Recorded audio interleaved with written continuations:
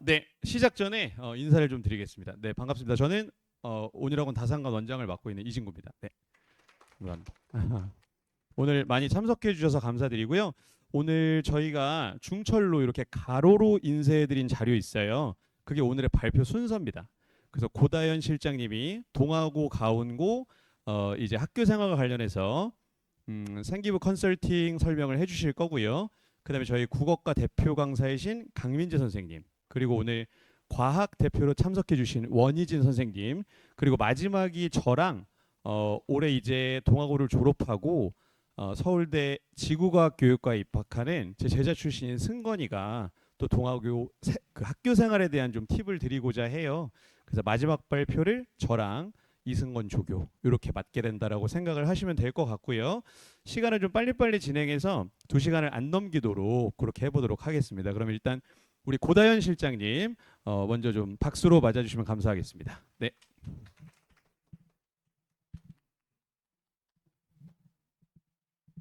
네, 안녕하세요. 인사드리겠습니다. 온유학원의 입시 전담 컨설턴트 고다연입니다. 우선 오늘 제가 간담회 첫 번째 순서를 맡았는데요. 오늘 불금이잖아요. 근데 이제 쉬시지 못하고 입시 공부하러 와주신 우리 학부모님들 그리고 학생분들께 감사 인사 먼저 드리고 시작을 하고 싶고요. 저는 작년 11월 달 그리고 12월 달에 이미 제 얼굴 한번 보신 분들도 있으실 것 같은데 이제 온유학원이 남양주에 개원하고 나서 제가 이제 동아고를 분석을 열심히 하고 있었습니다. 근데 다음 달 3월부터 또 가운고등학교도 저희가 내신 대비를 처음으로 개강을 하게 되었어요. 그러면서 제가 이제 동아고등학교랑 가운고등학교를 주력으로 입시 컨설팅을 2월부터 진행을 하고 있습니다. 그래서 앞으로 컨설팅에 대한 이제 관심이 있으신 분들은 저하고 좀 상담을 진행하실 수도 있고요. 지금 이제 자리해주신 분들께서는 예비고 1학년 이제 다음 달이면은 고등학교 입학을 앞둔 학생들이잖아요. 그렇죠? 그래서 설레기도 하면서 또는 좀 걱정이 되시기도 할 것 같아요. 그래서 제가 오늘 준비한 내용은 1학기를 빠르게 적응할 수 있는 꿀팁. 네. 그래서 그 8명 이렇게 수시, 정시 절반 이렇게 합격을 했는데 그 전체 인원 16명 중에서 걔네는 졸업생까지 포함된 거 아니야? 라고 하실 수도 있는데 80%가 재학생 비율이라고 하더라고요. 그래서 요거를 봤을 때 동아고등학교의 입시적인 특징은 어떻게 볼 수 있을까라고 한다면 수시에서 8명을 서울대학교를 일반고에서 보낸다? 사실은 굉장한 수치거든요. 보통의 일반고는 서울대학교를 잘 보내야 한두 명입니다. 근데 서울대학교는 특히나 교과 전형으로 학생들을 뽑지 않아요. 학생부 종합 전형으로만 뽑기 때문에 동아고등학교에서 서울대학교 실적이 이렇게 수시에서 좋은 이유는 생활기록부의 관리가 굉장히 잘 되고 있고 학생들의 비교과 역량이 굉장히 뛰어나다. 이렇게 좀 생각을 해보실 수 있고요. 그리고 지금 보시면 의예과 같은 경우에는 4명 있습니다. 사실은 일반고가 저희가 이제 예비고 딱 그 시즌 때 일반고 vs 특목자사고 비교를 할 때 보통 일반고를 가기 원하시는 학부모님들께서는 내신 따려고 가시는 경우가 많잖아요. 근데 동아고 같은 경우에는 일반고인데도 불구하고 의예과 실적이 4명입니다. 보통 일반고에서는 의대를 교과 전형으로 많이 보내지 종합 전형으로는 거의 전사고의 실적이 조금 더 높아요. 그래서 동아고 같은 경우에는 딱 이 실적만 봤을 때 내신 따기에 굉장히 까다로운 학교다. 이런 부분도 알 수 있습니다. 그래서 우리 아이가 동아고등학교라면 우선 내신도 물론 잘 따야 되지만 이제 주력으로 생각할 수 있는 전형은 학생부 종합 전형이다. 그래서 절대적으로 비교과 역량이 중요하다. 이런 부분 참고해 주시면 좋을 것 같고요. 그래서 일단은 우리 아이들이 딱 입학하고 나서 연간 학교에서 진행되는 활동들이 이렇게 좀 친절하게 동아고에서 정리를 해주셨습니다. 딱 보시면 첫 번째 분홍 색깔 저 부분은 인문사회 계열의 활동이고요. 두 번째는 이공계열 활동입니다. 그리고 세 번째는 예체능 계열 활동인데 한눈에 보기에도 굉장히 많지 않나요? 되게 많죠. 근데 이것만 있지는 않습니다. 더 있어요. 이렇게 많은 게 어, 동아고 실제 동아고 학생들을 보면은 시험 기간인데도 불구하고 수행 평가해야 된다. 아니면 동아리 해야 된다. 이러면서 학원을 빠지는 경우도 덜어 있거든요. 그런 말은 비교과 활동이나 이제 교내 활동이 그만큼 되게 빡세고 까다롭다는 얘기예요. 근데 중요한 거는 이렇게 많은 활동을 다 한다고 생기부에 이게 다 적힐까요? 아니죠. 왜냐하면 생활기록부는 정해진 분량이 있습니다. 근데 우리 아이가 욕심껏 나는 생활기록부 잘 챙겨서 좋은 대학 갈 거야 라고 하면서 여기 있는 활동들을 다 한다고 생각을 해보세요. 근데 생활기록부는 분량이 정해져 있기 때문에 다 못 들어간다라고 하면은 우리 아이가 시간을 쏟아서 열심히 챙긴 그 활동이 생기부에 들어가지 않는다면 결국엔 의미가 없습니다.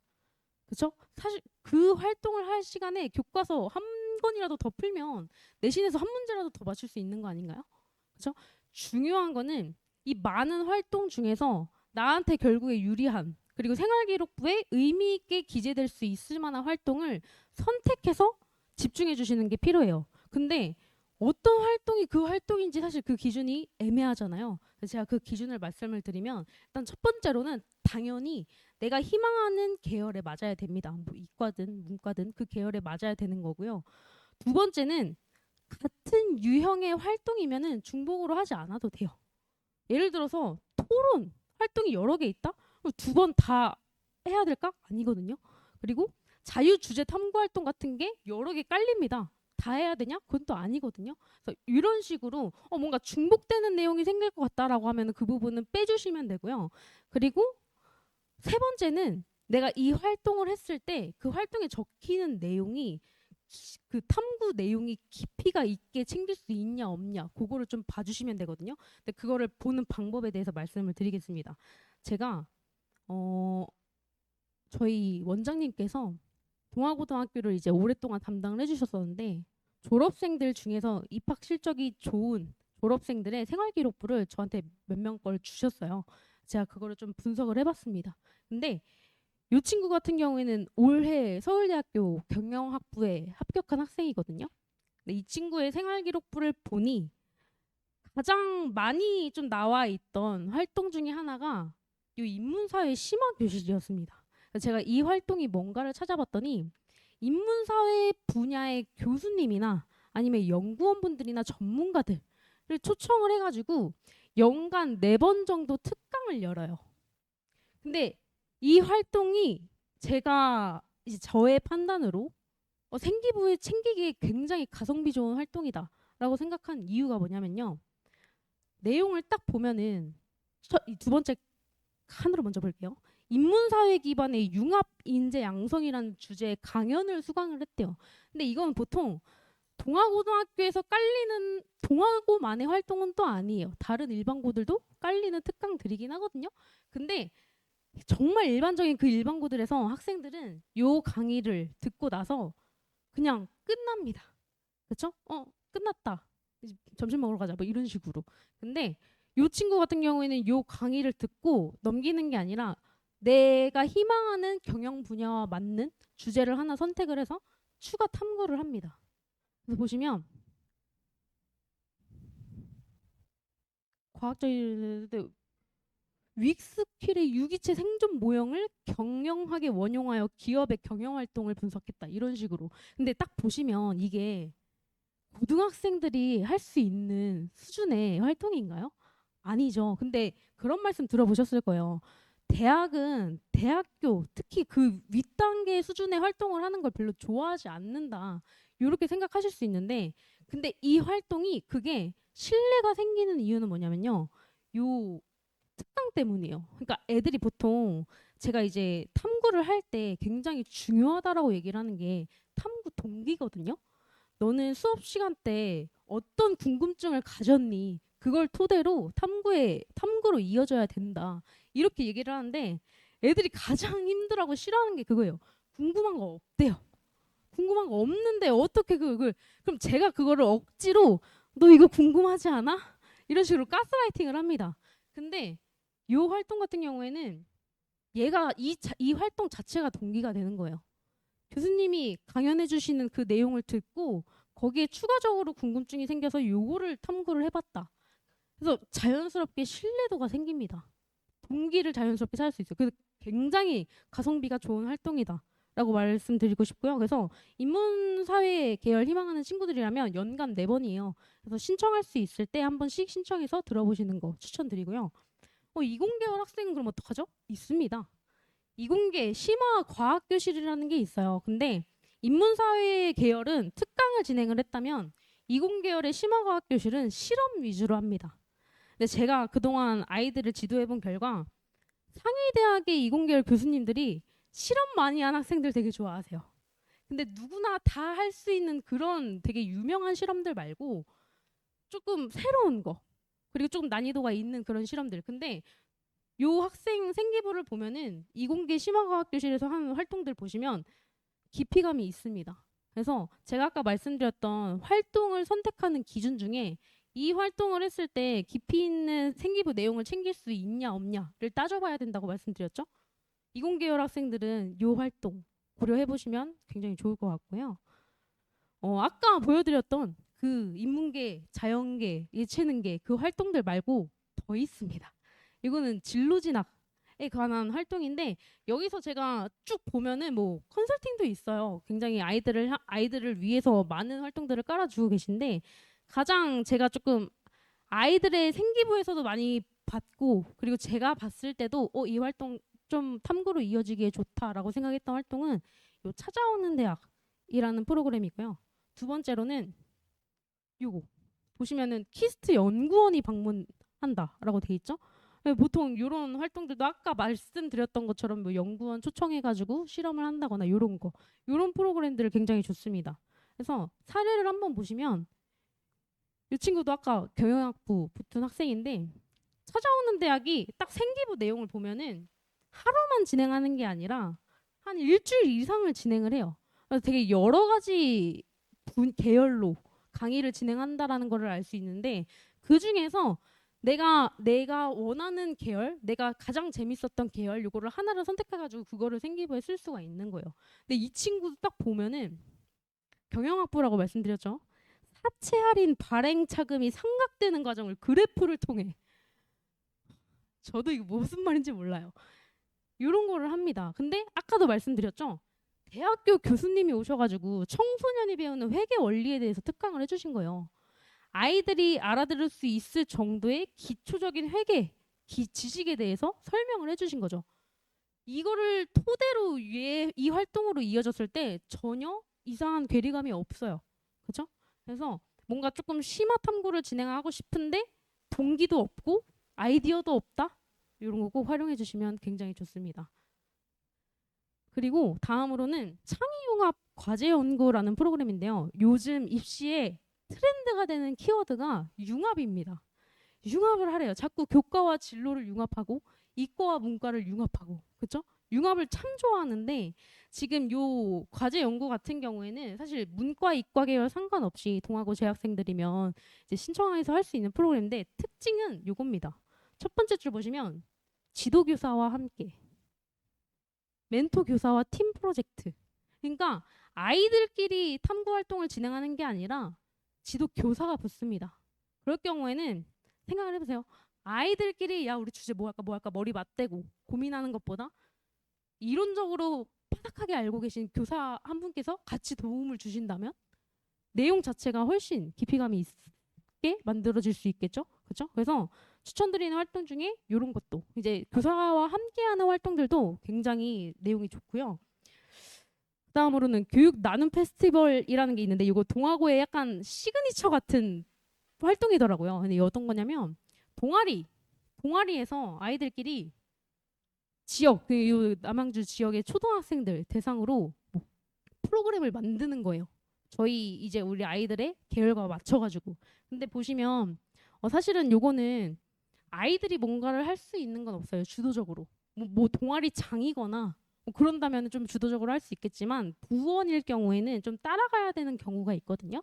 그래서 내가 뭔가 어필하고 싶은 주제가 아니라고 한다면 이 활동에서 내가 역할이 어떤 건지 그런 거를 좀 강조를 해가지고 생기부를 기재를 했을 때 인성적인 평가 영역에서 좀 좋은 점수를 받을 수 있습니다. 그래서 약간 예술제 같은 거나 아니면 학술제 아니면 요런 교육 나눔 페스티벌 요런 동아리에서 하는 활동들 같은 경우에는 그 담당 동아리 교사분하고 계속 소통을 하는 게 굉장히 중요해요. 선생님 저 이거 했어요. 그래서 생색을 내세요. 근데 저 이거 하려고 하는데 어떤가요? 이러면서 선생님이랑 무조건 친해지셔야 됩니다. 그런 식으로 해서 생기부를 챙기는 방법도 있고, 그리고 요거는 방과후 학교, 동아고등학교의 방과후 학교인데 이 부분 아마 아시는 분들도 계실 거예요. 점프업이라는 프로그램이 있습니다. 방과후 프로그램 중에서. 근데 요거는 암묵적으로 동아고등학교의 상위권 친구들이 좀 들어가가지고 관리를 받는 시스템인데, 얘 조금 큰 단점이 있습니다. 야자 주삼회 필수예요. 근데 이게 올해는 뭐 매년 조금 운영 방식이 달라지더라고요. 그래서 올해는 또 어떻게 될지 모르겠지만 보통 이런 상위권 지도해 주시는 반이나 프로그램 같은 경우에는 꼭 그렇게 야자를 필수 조건으로 거시더라고요. 근데 뭐 이거는 좀 여건이 안 되시는 분들에게는 해당이 안 되겠지만 좀 특징을 말씀을 드리면 지금 지도교사가 되게 여러 명 계시죠. 다른 프로그램들은 한두 명인데 요 활동만 지도교사가 되게 많습니다. 이게 무슨 뭐 어떤 걸 뜻하냐면 인문계열 그리고 사회계열 그리고 이공계열 자연계열 예체능계열 이렇게 따로따로 선생님들께서 아이들을 팀을 꾸려가지고 그 학생들의 생기부를 관리를 해주십니다. 그래서 내가 만약에 나는 요 조건에 맞는다. 그리고 학생부 종합전형으로 생기부를 조금 더 바꿔보고 싶다라고 하는 학생이라면 그리고 성적이 좋다. 그러면 한 번씩 들어가 보시는 것도 좋을 것 같습니다. 근데 사실 이게 좀 많이 걸리실 것 같아요. 그렇죠? 자, 그래서 요 방과후 활동 프로그램 딱 신청을 해서 활동을 했을 때 어떤 내용의 생기부가 적혀지냐면 이공계열 같은 경우에는 이렇게 디플로마라는 이름의 활동으로 진행이 됩니다. 공학 디플로마 그리고 경영경제 학생들 그리고 계열에 따라서 이렇게 이름이 붙어가지고 진행이 되는데 내용 보시면 아까 말씀드렸던 것처럼 지도 교사가 팀을 꾸려가지고 해주시는 거기 때문에 깊이감이 상당히 좋습니다. 이런 부분들 있고요. 제가 좀 당부의 말씀을 드리고 싶은 거는 동아고등학교가 생기부 잘 챙겨주기로 유명하잖아요. 보통 그런 학교에 간 학생들은 내가 좀 덜 해도 선생님께서 내가 이만큼 활동을 하면 이만큼 적어주시겠지 라고 생각을 하는 경우가 있거든요. 근데 사실 이렇게 입학 실적이 좋고 우수한 학생들이 많고 자기주도적인 학생들이 많은 학교들 같은 경우에는 활동을 깔아놓기만 하지 아이들을 끌어주시진 않아요. 그러니까 본인들이 해야지 생활기록부의 퀄리티도 높일 수 있습니다. 그거를 좀 증명하는 게 이거예요. 이게 지금 동아고등학교 졸업생 생기부거든요. 근데 진로 활동이 연에 700자 적힙니다. 근데 이 친구 이게 다예요. 제가 자른 거 아닙니다. 2줄 적혔습니다. 실제 상황입니다. 그렇죠? 그래서 이런 거 보시고 우리 아이가 만약에 조금 되게 동하고 뽕에 차 있다 그러면 안 된다. 너가 열심히 해야지만 생기부가 이제 퀄리티를 높일 수 있다. 이렇게 좀 말씀을 해주시는 게 필요할 것 같습니다. 지금 요거는 지금 안 보이실 거예요. 그냥 자료 보시면은 잘 보이실 텐데 동아고등학교 작년 기준으로 동아리가 어떤 게 깔렸는지 표거든요. 근데 이제 입학하고 나면은 3월 초에 당장 동아리를 결정해가지고 가입을 하실 거예요. 근데 요렇게 조금 교내 활동이 좋은 학교들 같은 경우에는 동아리 들어가기가 하늘의 별 따기입니다. 어떤 동아리는 자소서를 내라고 하는 동아리도 있고요. 면접을 보는 동아리도 굉장히 많아요. 그리고 그게 아니라고 하면 그냥 가위가위보 정말 운빨로 들어가는 동아리도 있고요. 정말 빡센 동아리는 지필평가도 본대요. 시험을 치른대요. 그래서 내가 가고 싶은 동아리를 하나 골랐는데 그 동아리 들어가기가 너무 힘들어서 결국에 못 들어갈 경우에는 당장 다음 동아리를 찾아야 되잖아요. 그렇죠? 근데 그때 가가지고 막 찾으려면 또 머리 아픕니다. 미리미리 1순위, 2순위, 3순위까지는 정해두시는 거를 추천을 드려요. 그래서 한 번씩 쭉 보시고요. 물론 당연히 계열에 맞는 동아리를 챙겨주시는 게 유리하겠죠. 근데 만약에 우리 아이가 저는 갑자기 뭐 농구반 동아리 들어가고 싶다. 뭐 보드게임 동아리 들어가고 싶다. 1학년 1학기까지는 괜찮습니다. 1학년 1학기까지는 괜찮고요. 해보고 2학년 때부터는 정신 차리고 좋은 동아리 들어가라고 해주셔도 상관없습니다. 1학년은 진짜 괜찮아요. 요 자료는 이제 제가 월별로 어떤 활동하는지 좀 궁금하실 것 같아가지고 이거 동하고 들어가면 다 있거든요. 근데 작년 기준이어가지고 올해는 조금씩 달라질 거예요. 근데 올해에 대한 계획은 나오지 않습니다. 학교들은 그렇게 빨리 공지를 해주시지 않더라고요. 그렇죠? 그래서 공지가 나올 때마다 한 번씩 바로바로 찾아보실 수 있게 홈페이지는 주기적으로 한번 체크를 해주세요. 보시면은 제가 말씀드렸던 활동들 몇 가지 좀 있을 거예요. 일공계 심화과학 6교실 요런 거. 그렇죠? 보통 이제 1학기에 한 5월 달 그리고 7월 달에 좀 많이 진행이 되고요. 2학기 때는 9월 달 이렇게 많이 진행이 되더라고요. 한번 쭉 봐주시고 두 번째로는 가운고등학교 얘기도 한번 해보겠습니다. 가운고등학교도 동아고와 마찬가지로 입결 한번 확인을 해볼게요. 우선은 요거는 작년 2024학년도 기준의 입결이고요. 보시면은 서울대학교를 2명 보냈고요. 여기서 봐주셔야 되는 건 서울대학교가 일단은 매년 한두 명씩 보내고 있긴 한데 사실 수치가 뭐 다른 요 근교 학교들만큼 그렇게 높지는 않습니다. 근데 의대 결과를 보시면 아까 동아고 4명이었잖아요. 강원고등학교는 지금 의대 실적이 총 7명입니다.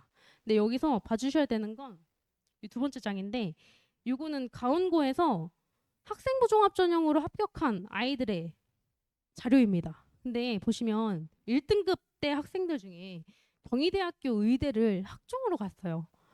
일반고에서 의대를 학종으로 갔다? 미친 사람입니다. 정말 대단한 거예요. 근데 보시면 의대를 학생부 종합 전형으로 붙은 학생이 이 친구밖에 없어요. 그 말은 이 친구들 나머지 다 교과 전형 아니면 정시라는 얘기입니다. 그래서 가운고등학교는 특징적으로 내신에 집중을 굉장히 많이 해줘야 되는 학교예요. 종합 전형으로는 생각보다 조금 대학 실적을 내기가 쉽지 않습니다. 근데 그럼에도 불구하고 종합 전형으로 실적이 나쁘지 않아요. 그래서 제가 생각했을 때 학생의 비교과 역량으로 생기부가 뭐 아니면 도가 될 수 있는 학교예요. 그래서 학생의 역량이 굉장히 중요하고요. 그런 좀 비교과에 대한 기대치가 조금 불안한 학교들 같은 경우에는 내신을 정말 안정적으로 만들어 주셔야 됩니다. 근데 여기 보시면 2등급 때 학생부 종합 전형으로 붙은 학생들 보면은 뭐 건국대, 동국대 이렇게 있거든요. 근데 사실 2등급 때 학종으로 건국대, 동국대 갔다? 살짝 무난합니다. 정말 되게 우와 이거 기적적이다 할 정도의 실적은 또 아니거든요. 그래서 생기부는 사실 계속 말씀드리지만 학생의 역량에 따라 달려 있다. 이렇게 생각을 해주시고 무조건 내신 꼭 잡아주세요. 자 이제 활동을 좀 말씀을 드리면 일단 자연공학 계열 여기도 근데 보시면 활동이 좋은 게 굉장히 많습니다. 가온고등학교가 생활기록부를 못 챙겨주는 게 아니라 아이들이 잘하면 돼요. 근데 자연공학 계열의 활동을 보면 일단 첫 번째로 과학토론 있고요. 2인 1팀으로 예선 후에 본선 진출하고 생기부까지 기재가 됩니다. 두 번째로는 분자생물학 진로 아카데미라는 게 있어요. 근데 이게 보면은 1, 2, 3학년 다 할 수 있는데 초급, 중급, 고급입니다. 초급, 중급, 고급으로 나눠가지고 학년별로 이제 진행을 하는데 여기 실험 내용을 보시면 되게 좀 쉬운 실험들도 있는 반면에 좀 난이도가 있는 실험들도 있어요. 그래서 이공계열 희망하는 친구들 아까 제가 말씀드렸죠. 상위대학 교수님들 실험 많이 하는 거 좋아하신다고 이런 거 신청해서 매년 신청해 주시면 좋을 것 같고요. 그리고 진로 특강, 진로 역량 강화 프로그램 중에 이렇게 계열별로 주제를 잡고 특강을 진행을 하시는데 요거는 선착순 모집이에요. 전 학년에서. 근데 이제 사전에 아이들의 희망 분야를 조사를 하신다고 합니다. 그래서 아이들의 희망 분야에 따라서 주제가 달라져요. 그렇죠? 그래서 요거는 작년 기준으로 가져온 거라 사실은 올해 바뀔 겁니다. 그리고 찾아가는 수학 교실이라는 게 있는데 요것도 마찬가지로 아까 말씀드렸던 수학 체험전 그리고 교수 초청 특강 이런 거 진행된다. 그래서 이공계열 학생들은 이런 거 챙겨주시면 좋을 것 같고 인문사회 계열 보시면 가장 첫 번째로 인문학 특강이 있어요. 요거 아까 동아고등학교에서 인문사회 심화 교실이랑 좀 느낌이 비슷하죠. 연간 사회 진행을 합니다. 그렇죠? 그래서 이런 것들은 딱 보시면은 좋은 활동이구나라는 게 딱 보이실 거예요. 그렇죠? 그리고 전체적으로 뭐 문화유산 답사 같은 거 있고요. 그리고 사회 교과의 날 있는데 이런 도서관 프로그램을 좀 봐주셔야 되는 게 우리 아이들 때가 이제 독서 활동 상황이 생기부상에서 드러났는데 그게 이제 대학교에 반영이 안 되잖아요, 평가에. 그렇죠? 그래서 책을 딱 보여줄 수 있는 지표는 없지만 내가 뭐 세특이나 창의적 체험 활동에 있는 탐구 활동에서 책을 무조건 활용을 해주셔야 되는데 사실 그게 쉽지가 않아요.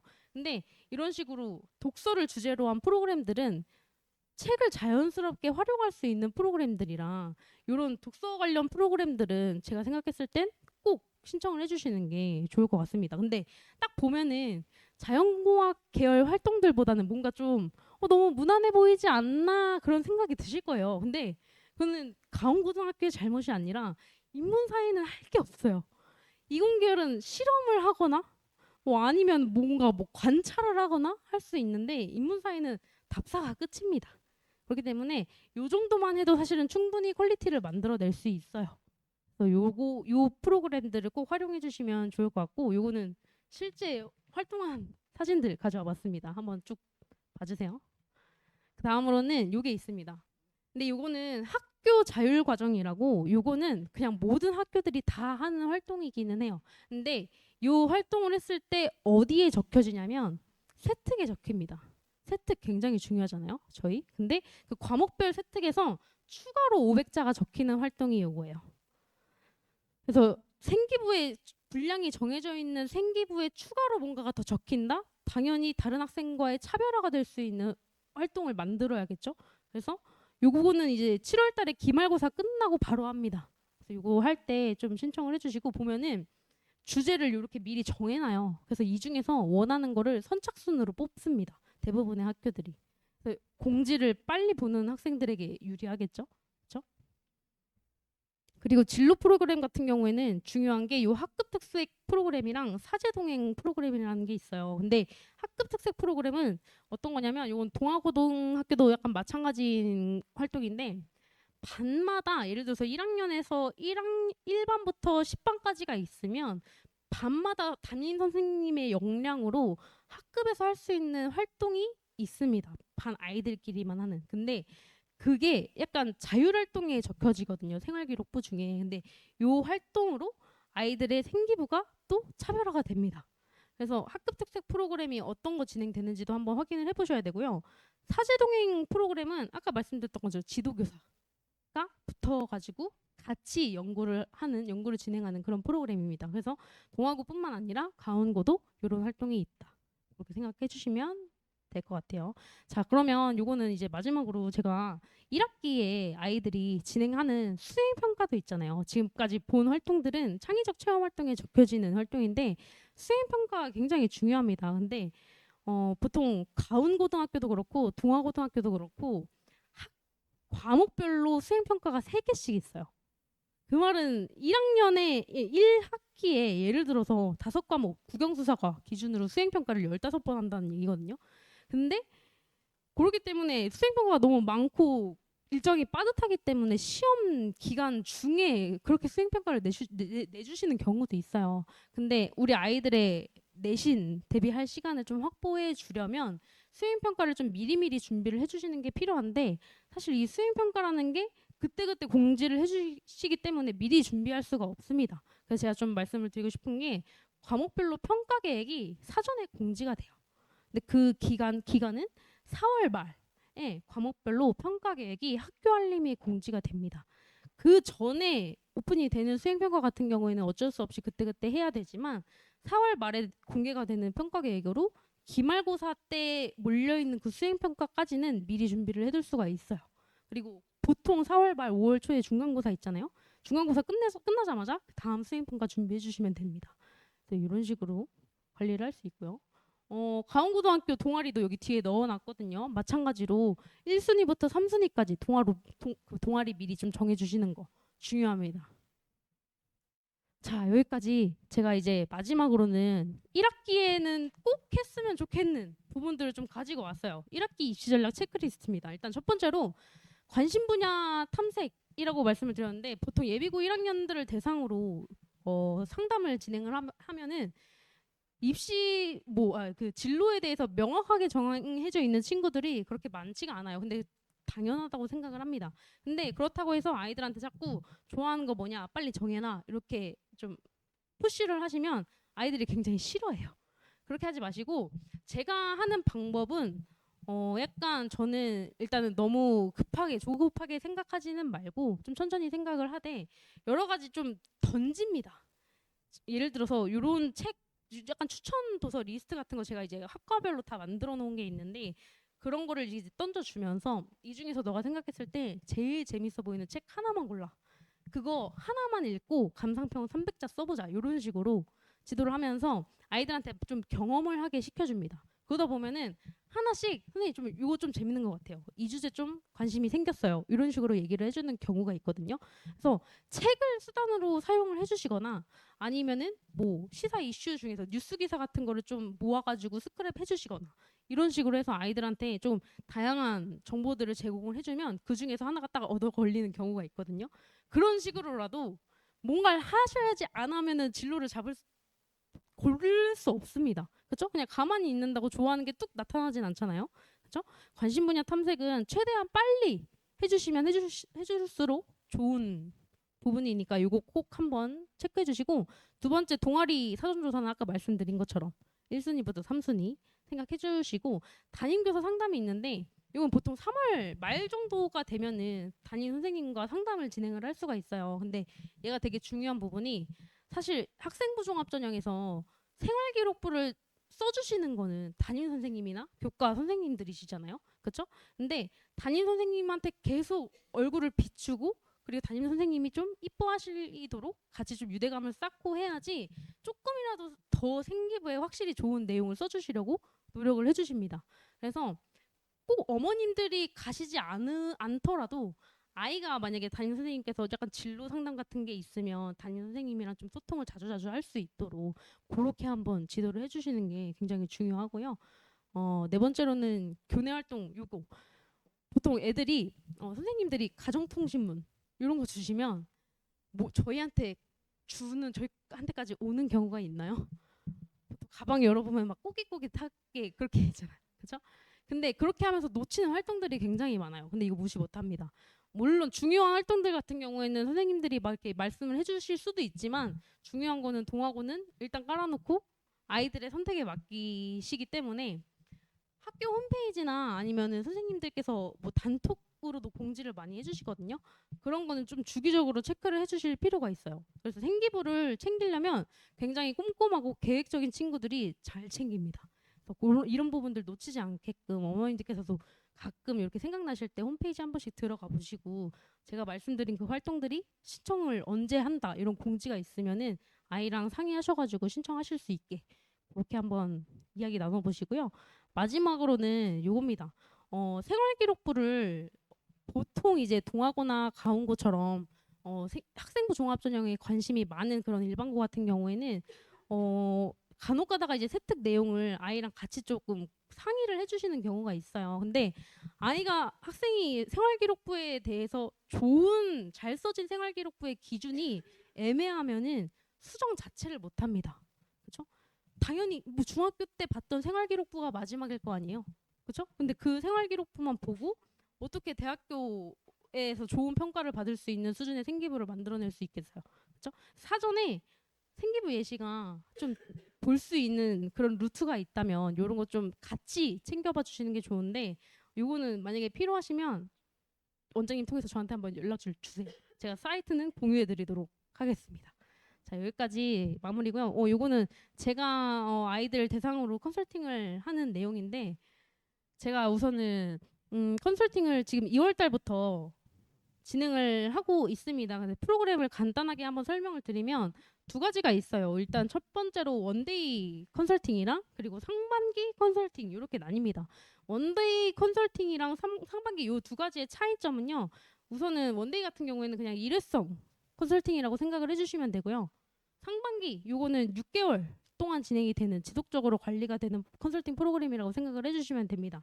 그래서 두 가지의 차이점이 뭐냐 이렇게 좀 궁금해하시는 분들이 계신데 학부모님들이랑 상담을 하다 보면은 그 필요하신 부분들이 각자 다 다르세요. 한 번 정도 상담을 받으면서 점검을 받아보고 싶다. 지속적인 관리는 아이 시간상 좀 부담이스럽다. 그런 분들께서는 이렇게 일회성에 좀 관심을 보이시는 분들이 많으시고, 또 어떤 분들께서는 한 번으로는 부족하다. 이제 아이들은 좀 꾸준히 관리를 해주는 게 필요할 것 같다라고 생각하시는 분들께서는 이 프로그램도 신청해 주시면 좋을 것 같고요. 저는 이제 만약에 상반기로 진행을 하게 된다면 6개월 동안 매월 한 번씩 대면 상담 진행합니다. 뭐 제가 매주도 해봤었거든요, 아이들이랑. 근데 매주를 했더니 그렇게까지 할 내용도 없고요. 그리고 아이들이 일단 부담스러워합니다. 내신 공부해야 되는 시간도 부족하기 때문에. 그래서 월 한 번이 가장 편하고, 월 한 번으로도 사실 관리가 잘 안 되는 느낌이잖아요. 그래서 대면 상담을 제외한 시기에는 온라인으로 다 진행합니다. 아이랑 직접적으로 카톡으로 소통을 하고요. 그때그때 수행평가가 공지가 되면은 아이가 바로 저한테 연락을 줘서 제가 준비할 수 있게끔 그렇게 진행을 하고 있습니다. 한 번 대면 상담 진행할 때는 60분에서 90분, 1시간 반 정도 소요가 된다고 생각해 주시면 되고, 일회성으로 진행을 할 때도 60분에서 90분 정도 그렇게 진행이 됩니다. 근데 두 가지의 내용상 가장 큰 차이점은, 원데이 이제 일회성으로 진행을 할 때는 가이드라인만 제공이 됩니다. 예를 들어서 그 학교 스타일에 맞춰서 비교과 활동들 어떤 거 신청해야 되고, 이거 신청했을 때 어떤 식으로 챙겨야 되는지 이런 가이드라인은 제공을 해주고요. 요 6개월짜리를 진행하게 될 경우에는 조금 더 디테일하게 제가 개입이 되겠죠. 그래서 그렇게 생각을 해주시면 되고요. 같은 내용입니다. 요거는 제가 이제 컨설팅 관리 범위를 좀 정리를 해왔어요. 좀 궁금해하시는 분들이 많으셔서. 근데 사실 요 컨설팅이라는 게 조금 민감한 부분이어가지고 제가 알기로 요 설명회가 이제 학부모님들께 영상으로 나가는 걸로 알고 있거든요. 그래서 제가 원장님께 요청을 드릴 예정입니다. 좀 가려달라고.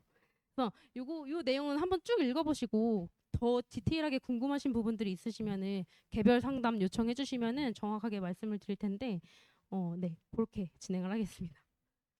네, 이거는 컨설팅 후기고요.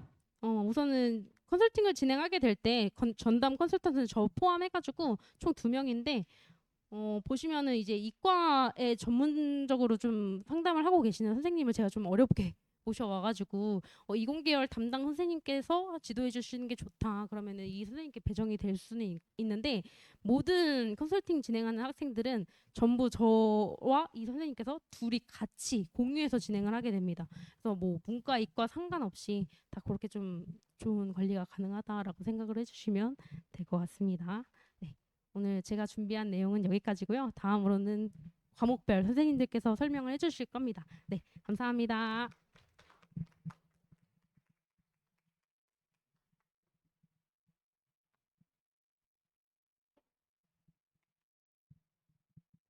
반갑습니다. 국어 가르치는 강민재라고 합니다. 저는 온유학원에서 동아고하고 와부고 담당하고 있고요. 서울대 자유전공학부 졸업했습니다. 우리 고 실장님이 좀 오래 설명을 해주셔가지고 제가 저기서 15분 동안 써 있었거든요. 네. 원장님이 지금 짧게 하라고 계속 압박을 해주셔서 빨리 해보겠습니다. 네.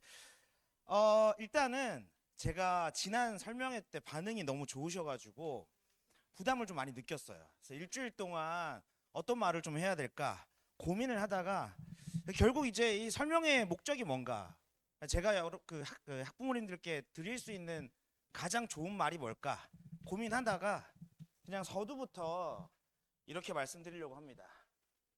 네, 성적 올리겠습니다. 네, 좋은 성적 내고, 네, 감사합니다. 성적 내는 게 사실 강사로서 가장 중요한 역할 아닐까라고 생각을 하고요. 이게 이제 5등급제 내신으로 바뀌면서 동아고 신입생 기준 1등급 인원이 40여 명, 45명 요 정도 왔다 갔다 합니다.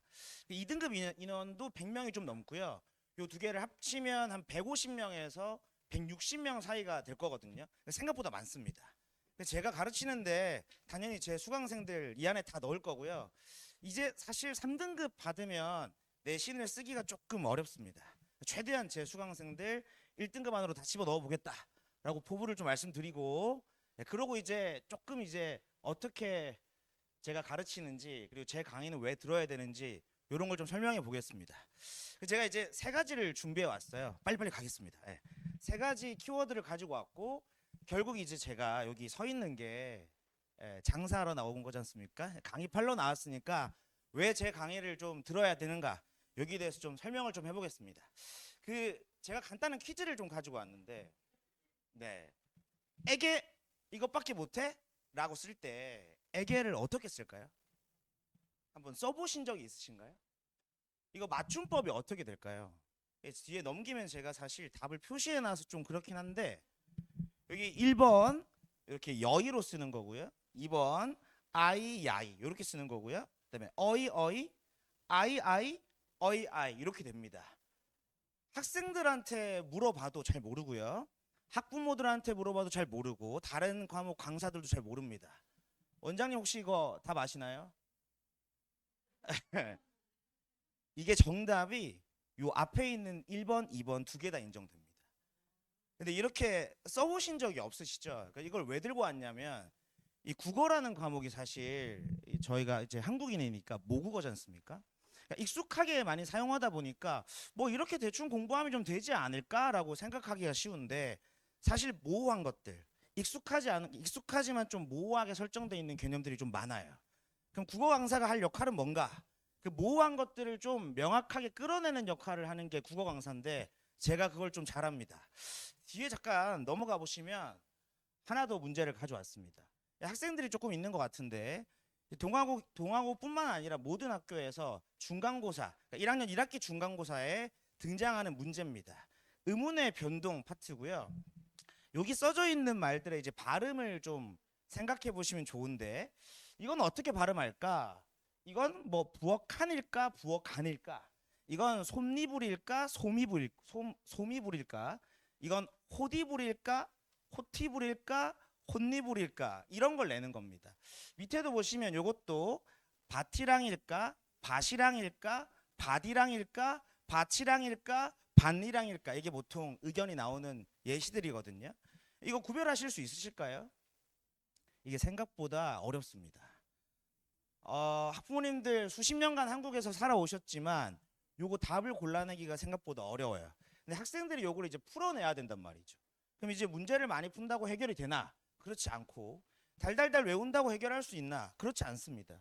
예를 들어서 얘는 물 플러스 고기인데 우리 발음할 때 물고기라고 하고 미안해 죄송합니다. 예. 얘는 물고기라고 하고 얘는 불 플러스 고기인데 불고기라고 하거든요. 얘는 왜 된소리 발음이 나고 얘는 왜 그냥 발음하는가? 요게 중간고사 시험 범위입니다.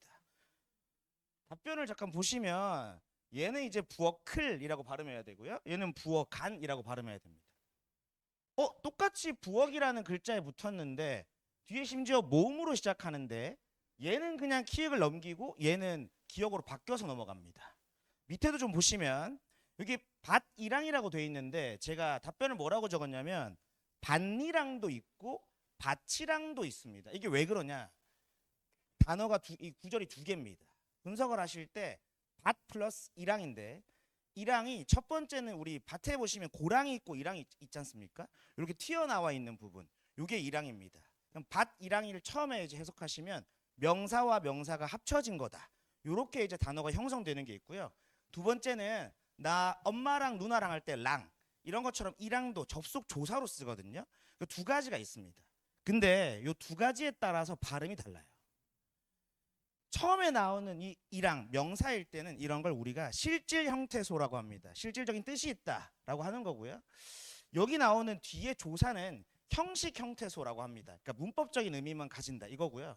그 조사가 나오면 구개음화를 적용시켜서 밭이랑 이렇게 바뀌어야 되고 실질 형태소가 나오면 얘를 대표음 디귿으로 바꾼 다음에 그다음 나중에 니은 첨가 규칙이 적용돼서 니은을 첨가하고 그다음에 다시 비음화가 적용돼서 비음화까지 시키면 반리랑이 됩니다.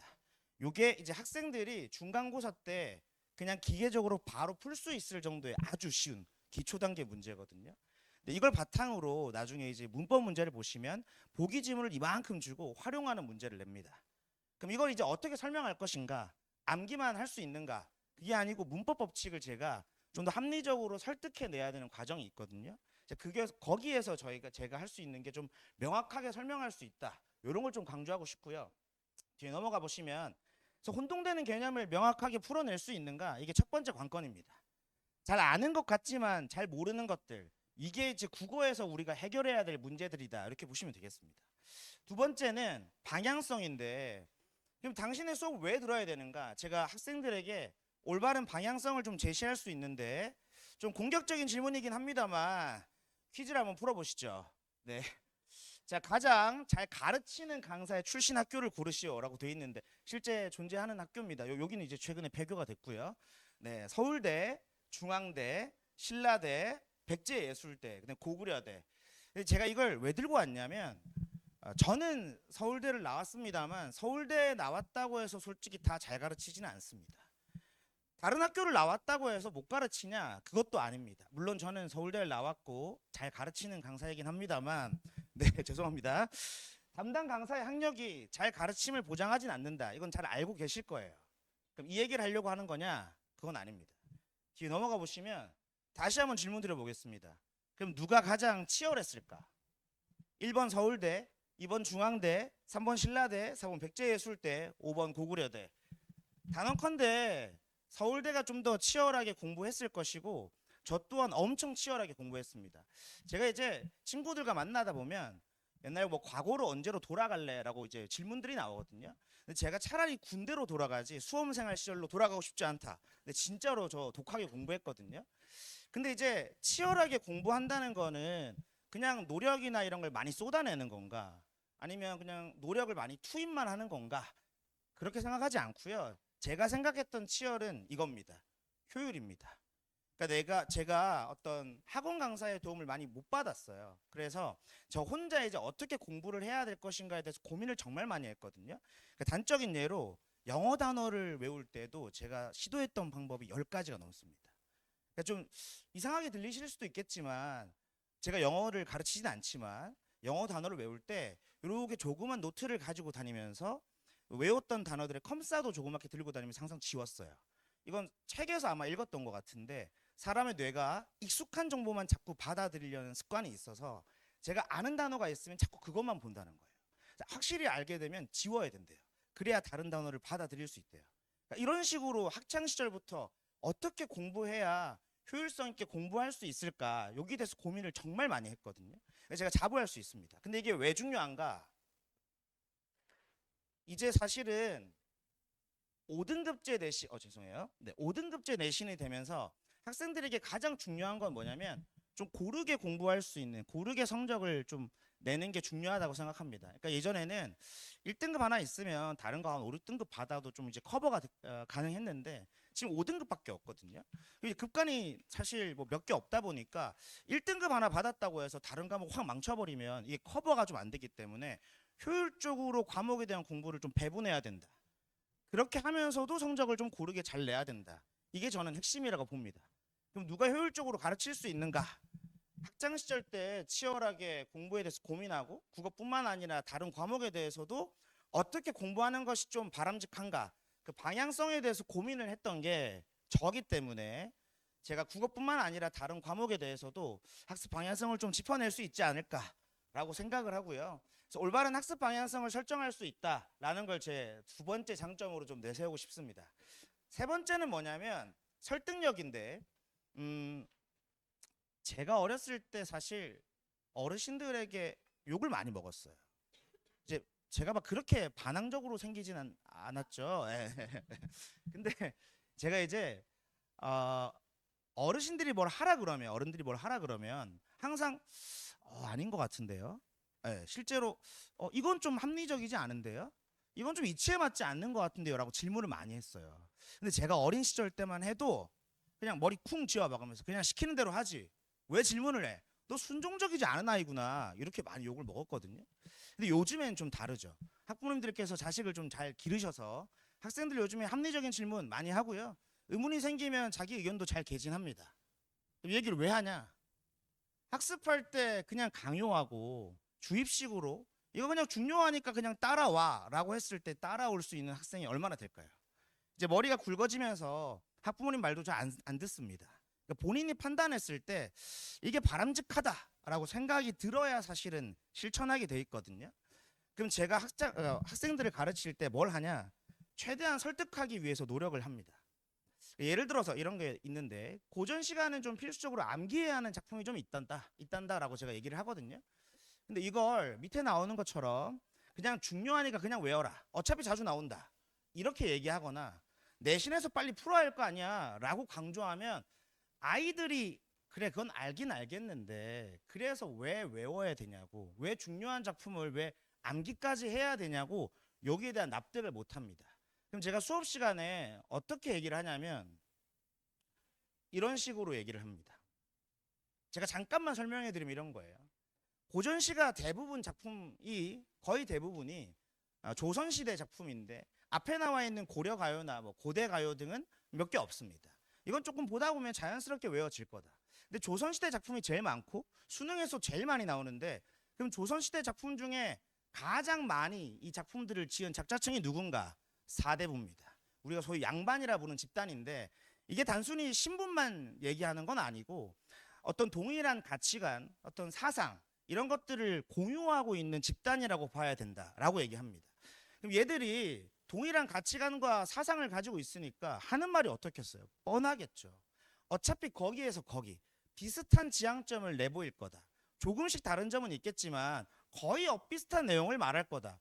그러면 이 작품들 중에 좀 베스트셀러로 많이 읽혀지는 작품들은 그만큼 많이 읽혀졌을 것이고 비슷비슷한 구절들을 많이 담고 있을 테니까 그 중요한 작품들만 좀 봐도 우리가 다양한 고전시가 작품들을 해석할 수 있는 기준을 좀 얻을 수 있다. 그러니까 외워야 된다라고 하면 싫어하지만 좀 끄덕끄덕해요. 그러면서 하나 더 얘기합니다. 야, 근데 옛날 사람들이 고사를 많이 인용하는 경우를 좀 많이 볼 텐데 고사를 좀 많이 인용하면 심지어 작품을 좀 잘 짓는다고 생각했거든요. 그러니까 과거 제도도 보시면 과거 시험 칠 때 양반들이 그냥 자기 생각을 개진하지 않아요. 유교 경전을 싹 다 외웁니다. 그리고 왕이 질문을 하나 던지면 거기에 대한 어떤 유교 경전들에 해당하는 내용들을 싹 다 가져와서 재조립하고 거기다가 자기 의견을 덧붙여요. 문학 작품을 쓸 때도 옛날 성현들이 하신 말씀이나 옛 이야기들을 많이 인용하는 것들이 좋은 작품이라고 평가받는 기준이었다. 그럼 이것 또한 뭐죠? 반복된다는 거죠. 그럼 중요한 고사나 주요한 표현들은 좀 우리가 암기를 좀 해주는 게 필요하겠다. 혹은 익숙하게 만들어주는 게 필요하겠다. 이렇게 설득하는 거고요. 그 다음에 이제 평가원 얘기도 합니다. 내신 기출이나 평가원에서 이런 작품들이 출제가 됐는데 속대 최근에 이제 보시면 2022년 9월 평가원에 규원가라는 작품이 출제가 됐는데 사실 규원가라는 건 1, 2, 3학년 지내다 보면 싹 다 알 수 있는 작품이에요. 엄청 유명한 규방 가사이기 때문에 누구나 다 알 수 있는데 그의 9월 평가원에서 최고 오답률을 찍은 문제가 규원가 세트였습니다. 제가 볼 땐 교수님이 요 정도 해석은 좀 자연스럽게 할 수 있지 않을까? 라고 내신 것 같은데 학생들이 그게 안 됐던 거죠. 고3이랑 재수생조차도 그게 안 됐던 겁니다. 그러니까 오답률이 매우 높았거든요. 그러니까 이런 얘기를 해주면 학생들이 그러면 중요한 작품들은 좀 외워야겠네. 좀 읽고 해석은 바로바로 할 수 있어야겠네. 라고 납득이 되겠죠. 그렇게 납득이 되면 드디어 이제 실행이 됩니다. 이게 학생들이 납득을 시키는 데까지 조금의 시간이 걸리더라도 이렇게 해놓으면 그 다음 단계는 훨씬 수월하거든요. 그래서 제가 수업을 할 때 항상 이렇게 좀 세팅을 하고 수업을 진행한다. 이렇게 봐주시면 좋겠습니다. 그리고 이제 또 두 번째 납득시키는 건 교재를 만들 때도 마찬가지입니다. 학생들이 그냥 설명만 듣고 그렇구나 넘어가는 게 아니고 본인들이 텍스트를 파악하고 읽으면서 이런 내용은 이렇게 해석할 수 있는 거구나. 이런 맥락에서 이렇게 진행되는 거구나를 알아야 되기 때문에 교재도 최대한 제가 자세하게 해설을 달고 손필기 같은 것도 제가 첨부해서 혼자 복습할 때도 잘 개념을 이해할 수 있도록 준비를 해뒀다. 이렇게 보시면 되겠습니다. 이게 제 장점들인데 명확함, 방향성, 설득력 사실 이것보다 더 중요한 건 좋은 성적을 내는 건데 이게 바탕이 되면 좋은 성적이 나올 수 있다라고 생각을 하고요. 그리고 국어라는 과목이 사실 그리 재밌지만은 않습니다. 근데 제가 또 한 재미하기 때문에 특히 문법 같은 경우는 제가 정말 잘 재밌게 가르친다고 자부하거든요. 한번 보내보시면 학생들이 생각보다 꾸준히 열심히 좀 잘 듣는 모습을 좀 관찰하실 수 있을 테니까 그런 생각을 좀 해주시면 감사하겠습니다. 최적의 수업으로 최고의 결과를 좀 만들어낼 거고요. 뒤에 보시면 이제 수업 구성, 교재 안내에 대해서 간단하게 빠르게 안내해 드리겠습니다. 일단 수업은 총 7주 커리큘럼인데 이건 내신 구성입니다. 보통은 고등학교 1학년 같은 경우는 6주 구성을 하는데 중간고사 1학년 1학기 중간고사는 학생들이 좀 잘 쳐야 되고 부담감도 많기 때문에 개강하자마자 바로 문법부터 들어갈 겁니다. 그래서 문법을 좀 나가다 보면 학교에서 이제 문학 진도나 다른 진도를 좀 나갈 거거든요. 그 진도에 맞춰서 이제 자체 교재를 좀 제작할 거고요.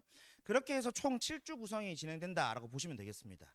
주 1회 수업이고 그다음에 수업은 제가 원래는 이제 토요일만 깔려고 했는데 원장님께서 하나 더 깔아야 된다고 워낙 말씀을 하셔서 수요일, 토요일 두 타임이 있습니다.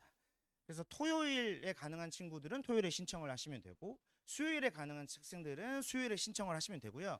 시간은 6시부터 10시입니다. 6시부터 9시까지 정규 수업이 진행되고요. 9시부터 10시까지 클리닉이 진행된다고 보시면 됩니다. 수업 직후에 나오는 건 제가 이렇게 필수 클리닉이라고 적어뒀거든요. 이거는 다양하게 활용되는 경우가 있는데 시험이 앞당겨 오면 시험이 이제 다가오면 실전 모의고사를 치르고 이제 피드백들을 하는 시간으로 좀 활용을 하고요. 그게 아니면 앞에 있을 때는 이제 문학 작품이나 이런 것들, 특히 이제 미니 테스트를 보는 거에 대해서 오답 점검을 제 질답 조교들하고 다 1대1로 컨택해서 실행을 할 겁니다. 국어라는 과목이 그냥 외우면 되는 과목이 아니고 사실은 이렇게 학생들의 사고 과정을 조금 정리해 나가고 교정해 나가야 되는 시간이 필요하거든요. 그래서 제가 이제 조교진들도 동아고의 최고의 조교진들로 구성해서 학생들 한 명 한 명 다 질문 받아주고 컨택해서 이제 관리할 수 있도록 제가 준비해 놨고요. 그래서 제 생각에는 뭐 많은 학생을 중간고사 때부터 받을 생각은 없습니다. 어느 정도 인원이 차면 아마 마감을 하고 그 다음으로 이제 중간고사를 친 다음에 확장을 하든 이렇게 할 생각이 좀 있고요. 추가 클리닉은 뭐냐면 이건 이제 비용이 발생하는 게 아니고 무료입니다. 그러니까 이제 학생들에게 서비스로 진행하는 건데 제가 와부고 학생들을 좀 많이 가르치다 보니까 이 추가 클리닉을 잘 이용하는 친구들이 성적이 좀 좋은 경우가 많았어요. 완전 최하위권 친구들도 본인 수업 없는 요일에 나와서 조교하고 거의 한 3, 4시간씩 계속 질답 받으면서 관리를 받을 수 있고요. 상위권 친구들도 질문 이렇게 모아온 다음에 한 방에 이제 보따리 터트리듯이 와서 조교한테 막 쏟아내면서 질답 관리를 받을 수 있다. 거기다가 제가 이제 성취도에 따라서 과제를 좀 달리 해줄 거거든요. 그래서 추가 클리닉 시간에 오면 좀 성취도가 뛰어난 친구들은 조금 더 어려운 심화 문제 같은 걸 좀 주고 풀게 할 거고 좀 성취도가 떨어지는 학생들 같은 경우는 기본 개념을 좀 복습할 수 있는 그런 과제들을 가지고 조교하고 1대1로 컨택해서 좀 진행을 할 거다. 이렇게 봐주시면 되겠습니다. 매주 이제 확인 테스트는 진행이 되고요. 확인 테스트에 대한 어떤 결과, 과제에 대한 결과 매주 어머님께 아버님께 다 문자로 나간다. 이렇게 보시면 되고요. 그 밑에 이제 시험 미통과자, 과제 미흡자 페널티 부여라고 있는데 사실은 제가 저 페널티가 쌓이면 자릅니다. 네.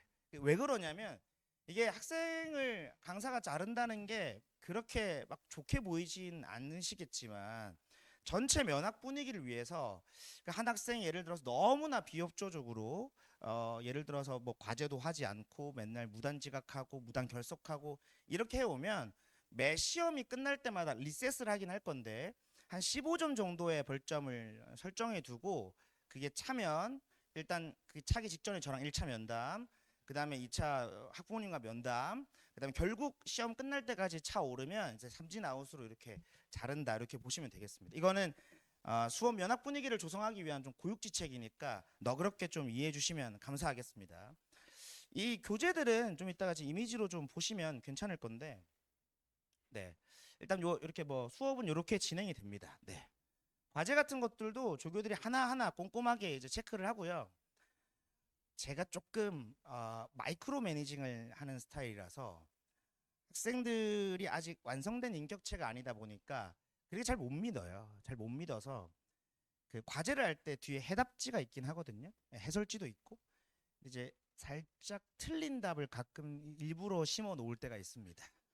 왜 그러냐면 이걸 베껴 오는 친구들이 간혹 있어요. 근데 이제 아이들이 아직 순수해서 야 누가 베꼈는지 내가 알고 있다. 자수해라 하면 또 자수를 해요. 그러더라도 어쨌든 그렇게 조금은 이제 심어놨다. 그래서 관리를 좀 하려고 고1 때부터 좀 공부 습관을 잘 들일 수 있도록 제가 노력하고 있다로 봐주시면 좋을 것 같고요. 그 다음에 이제 효율적인 클리닉, 뭐 복습 영상 제공 이런 것들은 다 간단한 다 동일한 내용들이니까 간단하게 봐주시면 되고요. 네, 이 교재들입니다. 이제 일단 시작을 하면 요 교재부터 나갈 거예요. 요 교재는 제가 쓴 자체 교재고요. 그 내신 시험마다 문법을 쪼가리 주는 게 싫었어요. 저 한 권을 가지고 1년 동안 쭉 쓸 겁니다. 지금 고1들은 그 문법이 선택이 아니거든요. 수능도 무조건 문법을 해야 됩니다. 이전 학년들까지는 언어와 매체, 화법과 작문으로 선택을 할 수가 있는데 이젠 선택을 못하기 때문에 죽으나 사나 어쨌든 문법을 해내야 된다라고 생각을 하고요. 이 한 권의 책을 가지고 쭉 단권화시키면서 누적시키면서 1년 동안 끌어갈 거다라고 보시면 되고, 이거는 이제 주간지로 나가는 자료인데 조금 어렵습니다. 그래서 만약에 성취도가 좀 떨어지는 친구들이 있으면 요거보다 조금 더 쉬운 걸 제가 배부할 예정입니다.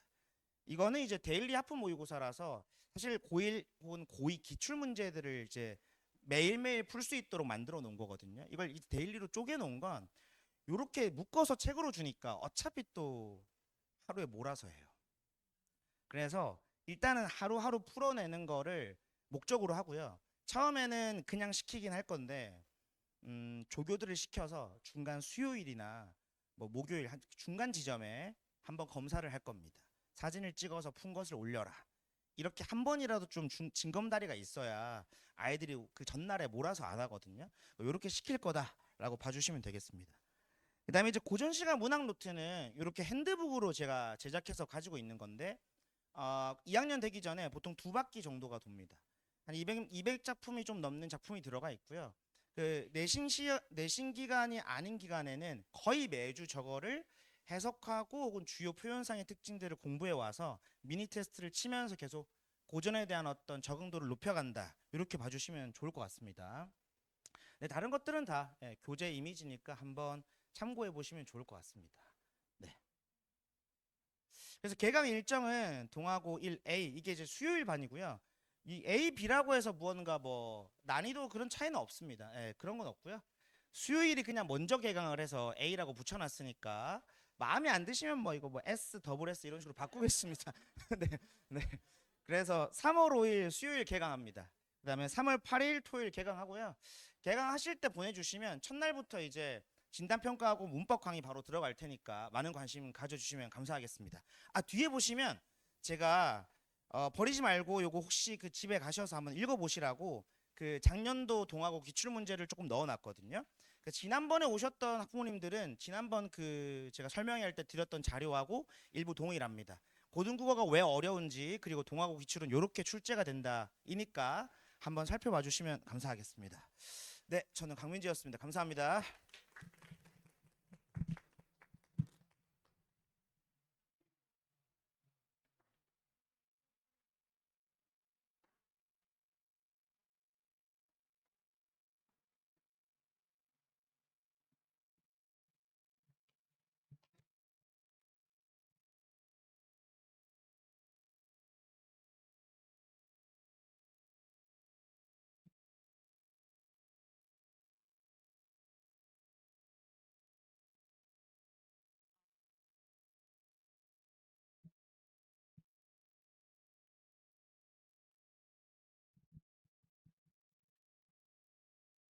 네. 몸이 찌뿌둥하시죠? 이렇게 한번 이렇게 어깨 좀 한번 이렇게 네, 펴주세요. 자세가 중요합니다. 네.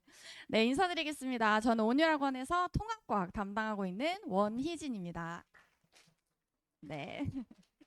아유, 늦은 시간까지 함께 해주셔서 감사합니다. 네, 저는 일단 통합과학 담당을 했고요. 이 통합과학에 대해서 어떻게 좀 고민을 많이 하실 거예요. 우리 통합과학 선행을 했는데 과연 통합과학 수업을 들어야 되나? 뭐 문제가 얼마나 어렵게 나오길래 이렇게 과학하는가 이런 것들 간단히 제가 보여드리도록 하겠습니다. 네, 일단 저는 머리를 자른 지 얼마 안 됐는데요. 예쁘게 사진이 잘 들어갔죠? 네, 전 통합과학에 반하다라는 제목으로 수업을 하고 있고요.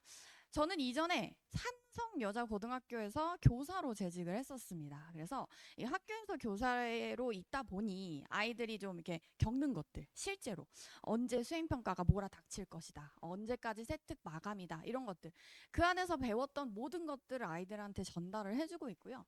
학교 선생님들 같은 경우는 수업만 하실 수가 없는 상황이죠. 뭐 상담도 해야 되고 연수도 가야 되고 할 게 너무 많습니다. 학생들이 스스로 자기 세특이나 자기의 성적을 꾸려나가는 방식을 어머님들께서 계속 알려주셔야 돼요. 자, 그러면 오늘 저를 만나셨기 때문에 제가 한 가지 꿀팁 드리겠습니다. 자, 뭐가 있냐면요. 제가 매 수업마다 학생들에게 꿀팁 한 가지씩 방식을 전달을 하는데요. 이건 어머님들께서 알아두시면 좋은 꿀팁 하나 알려드릴게요. 자, 세특 마감일을 알려드릴 거예요. 세특, 그러니까 생기부 마감일을 미리 알아두셔야겠죠. 왜냐하면 이 마감일이 지나고 나면요, 교장, 교감 선생님한테 승인을 받아서 모든 걸 다 리셋해서 라이스를 열어서 입력할 수 있도록 합니다. 그렇게 되면은 뭐 이게 뭐랄까, 내가 왜 그렇게 열어달라고 했는지에 대해서 이렇게 심할서 같은 걸 적어야 돼요. 그래서 웬만하면 선생님들은요, 세특 마감일을 아이들에게 이야기하지 않습니다. 왜냐하면 그걸 알려주면요, 애들이 그때 가서 다 몰려올 걸 알아요. 그래서 안 알려줍니다. 자, 마감일 알려드릴게요. 2월 25일 적어주시고요. 2월 25일. 자, 지금 2월 달이죠. 2월 25일은 뭐냐면요, 지금 현재 학교 다니고 있는 친구들이 마감을 하는 날짜입니다. 28일이 마감일인데요. 제가 25일이라고 말씀드렸죠. 25일까지 어머님들께서도 함께 확인을 해주셔야 돼요. 어디서 확인해요? 정부 24를 들어가셔야죠. 자, 정부 24라고 하는 페이지를 들어가시면요, 본인 인증을 하셔야 돼요. 또는 학생 본인이 인증을 해주면 돼요. 자, 인증을 했을 때 학교 선생님들이 500자 이내로 제대로 적어 주셨는지, 오탈자는 없는지, 따옴표의 위치는 제대로 들어갔는지. 예를 들면 이렇게 문장이 막 가다가 되게 뭘 많이 써주셨어요. 많이 써주신 친구들 기준으로 문제가 생깁니다. 끝에 갑자기 뭔가가 잘려 있어요. 근데 그걸 확인을 못하고 잘 적어주셨겠지 하고 넘어가는 순간 큰일 나겠죠. 어머님들께서 같이 확인을 해주셔야 돼요. 자, 그다음에 다른 숫자 하나 더 알려드릴게요. 8월 25일 적어주시면 돼요. 8월 25일입니다. 자, 이거는 1학기 세특 마감일이에요. 1학기 세특 마감일. 그럼 2월 달은 이제 2학기 세특 마감일이 되겠죠. 그렇게 기억을 해주시면 돼요. 그리고 8월 25일 알려드린 것도 원래 28일까지가 마감입니다. 네, 25일로 저장을 해두시고요. 이거 어떻게 하시면 되냐면 핸드폰 여셔서 3년 연속으로 알람이 울리게 해주셔야 돼요. 네, 3년 연속. 이거 너무 좋습니다. 까먹어요. 금방 또 지나가죠. 2월이면 뭘 하라고 했었는데 뭐야, 지나갔잖아. 이렇게 돼버리면 안 돼요. 그래서 3년 연속 울리도록 연습을 좀 이렇게 해주시고요. 아이들이 그걸 챙기기가 어려워요. 왜냐하면 할 게 너무 많으니까 어머님들께서 알아서 챙겨주시고, 너 지금 세특 제대로 들어갔나? 학교 선생님 확인하고, 확인해서 선생님 찾아가서 꼭 알아와라. 이런 거 해주셔야 돼요. 네, 그런 거 알아주시면 되겠고요. 네, 저는 지금 현재 낙생고등학교, 북일고등학교, 신성고등학교, 그리고 동화고등학교까지 일명 갓생고라고 불리는 학교들을 담당하고 있습니다. 그래서 아이들이 학교에서 겪게 되는 통합과학에 대한 모든 것들 한번 보여드릴게요. 자, 이거는 제가 이제 수업을 하는 모습인데요. 이게 뭔가 이렇게 좀 필기가 좀 많죠. 이렇게 큰 칠판에 모든 곳을 빽빽하게 필기하는 것을 좋아합니다. 이런 형태로 수업을 하고 있고요. 제가 나눠드린 자료랑 이 자료가 달라요. 그래서 혹시 필요한 자료가 보인다 싶으면 찍으셔도 괜찮습니다. 자, 요거는 이제 제가 간단히 좀 보여드릴게요. 자, 이 부분은 중등과학과 고등과학의 차이점이라는 걸 한번 준비를 해봤습니다. 자, 이 근방에 있는 학교들의 이름이 들어있죠. 자, 이건 어디서 확인하냐? 학교 알림이 정보 열람. 자, 이제 어머님들께서 여기도 많이 들어가 보셔야 돼요. 학교 알림이 정보 열람.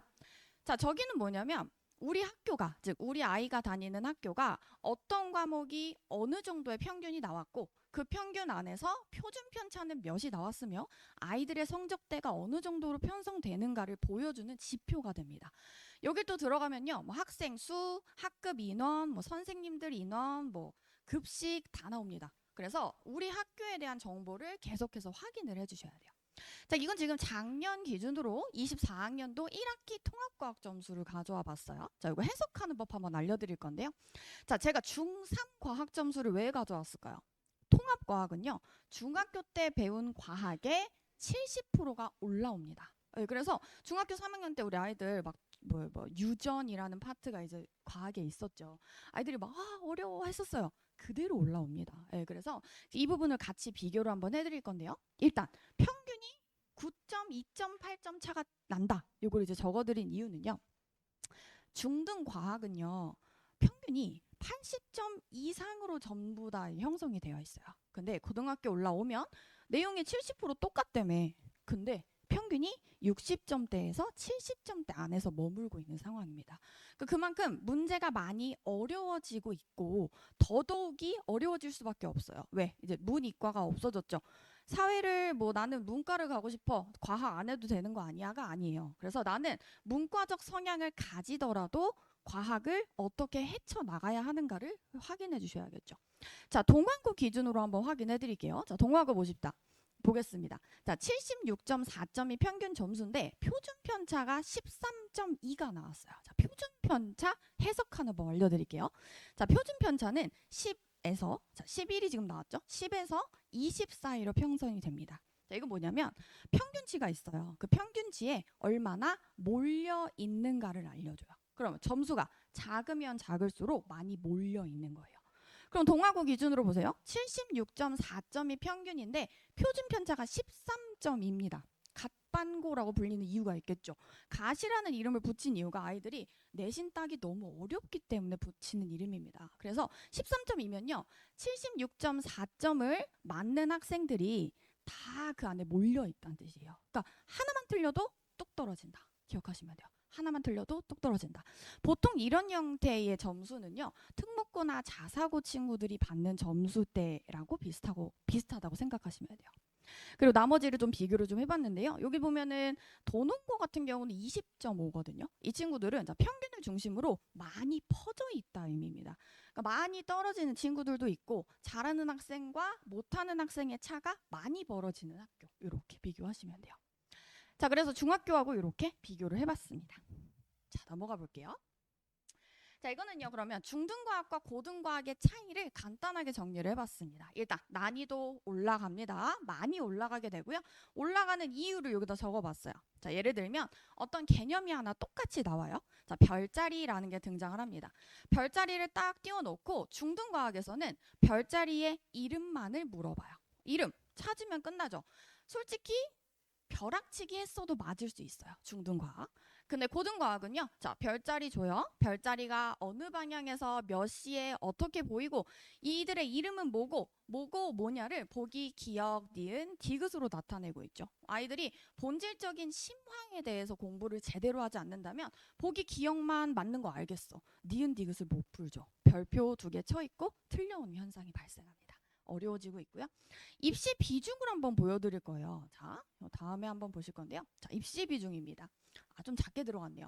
자, 이게 뭐라고 적혀 있냐면요. 국어, 수학, 영어, 통합사회가 개선이 되고 난 후에는 이수 단위가 8단위로 바뀝니다. 원래 10단위를 차지했었죠. 8단위로 바뀌어요.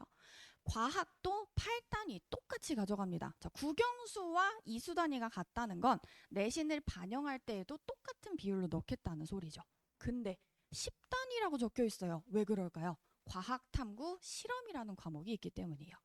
자, 제가 한성여고에서 저 과탐실이라는 과목을 수업을 했었습니다. 근데 저 과목은요, 뭐 대비를 할 수 있는 학원 없어요. 그냥 학교에서 알아서 아이들이 챙겨줘야 하는데요.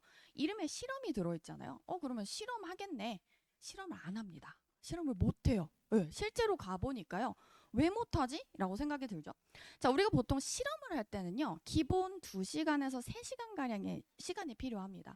근데 제가 제 시간을 1시간밖에 보여받지 못했죠. 그러면 뒷시간 선생님한테 가서 국어 선생님 저 실험해야 되는데 한 번만 시간표 좀 바꿔주세요. 계속 부탁을 해야 돼요. 그래서 모든 학교를 기준으로요. 제가 많은 학교를 데리고 있어봤지만 과탐실에서 실험하는 학교가 많지 않았어요. 그럴 수밖에 없겠죠. 그러면 과탐실을 어떻게 매겨? 시험 볼 수밖에 없어요. 왜? 실험 과목인데 어떻게 시험 보냐? 실험하는 모습을 띄워줍니다. 영상으로. 내가 하는 게 아니에요. 누가 하는 걸 보고 문제 풀어야 돼요. 그래서 과탐실이 또 이수단위 2를 차지하죠. 그럼 과학만 합쳐서 10단위 차지합니다. 과학을 좀 어려워하고 좀 힘들어 한다면 과학에서 이렇게 너무 놔버리면 큰일 나겠구나. 10단위 차지한다. 이거 꼭 기억하시고요. 동아고 올해는 어떻게 될지 모르겠어요. 작년에는 실험을 많이 수행하지 않았지만 그래도 점수를 후하게 주시는 편이었습니다. 그래서 올해는 선생님이 누가 되느냐에 따라서 제가 다시 한번 아이들에게 공지를 좀 해줄 거고요. 학교에 선생님이 이제 들어오실 때요. 과탐실은 보통 한 분이 들어오실 거고요. 통합과학은 최소 2분에서 많게는 4분까지 수업을 들어오십니다. 자, 자, 그거에 대해서 설명을 좀 해보도록 할게요. 자, 이 두 가지를 좀 비교를 해볼 거예요. 자, 제가 큰 주제를 문제집과 내신 시험이라고 냈습니다.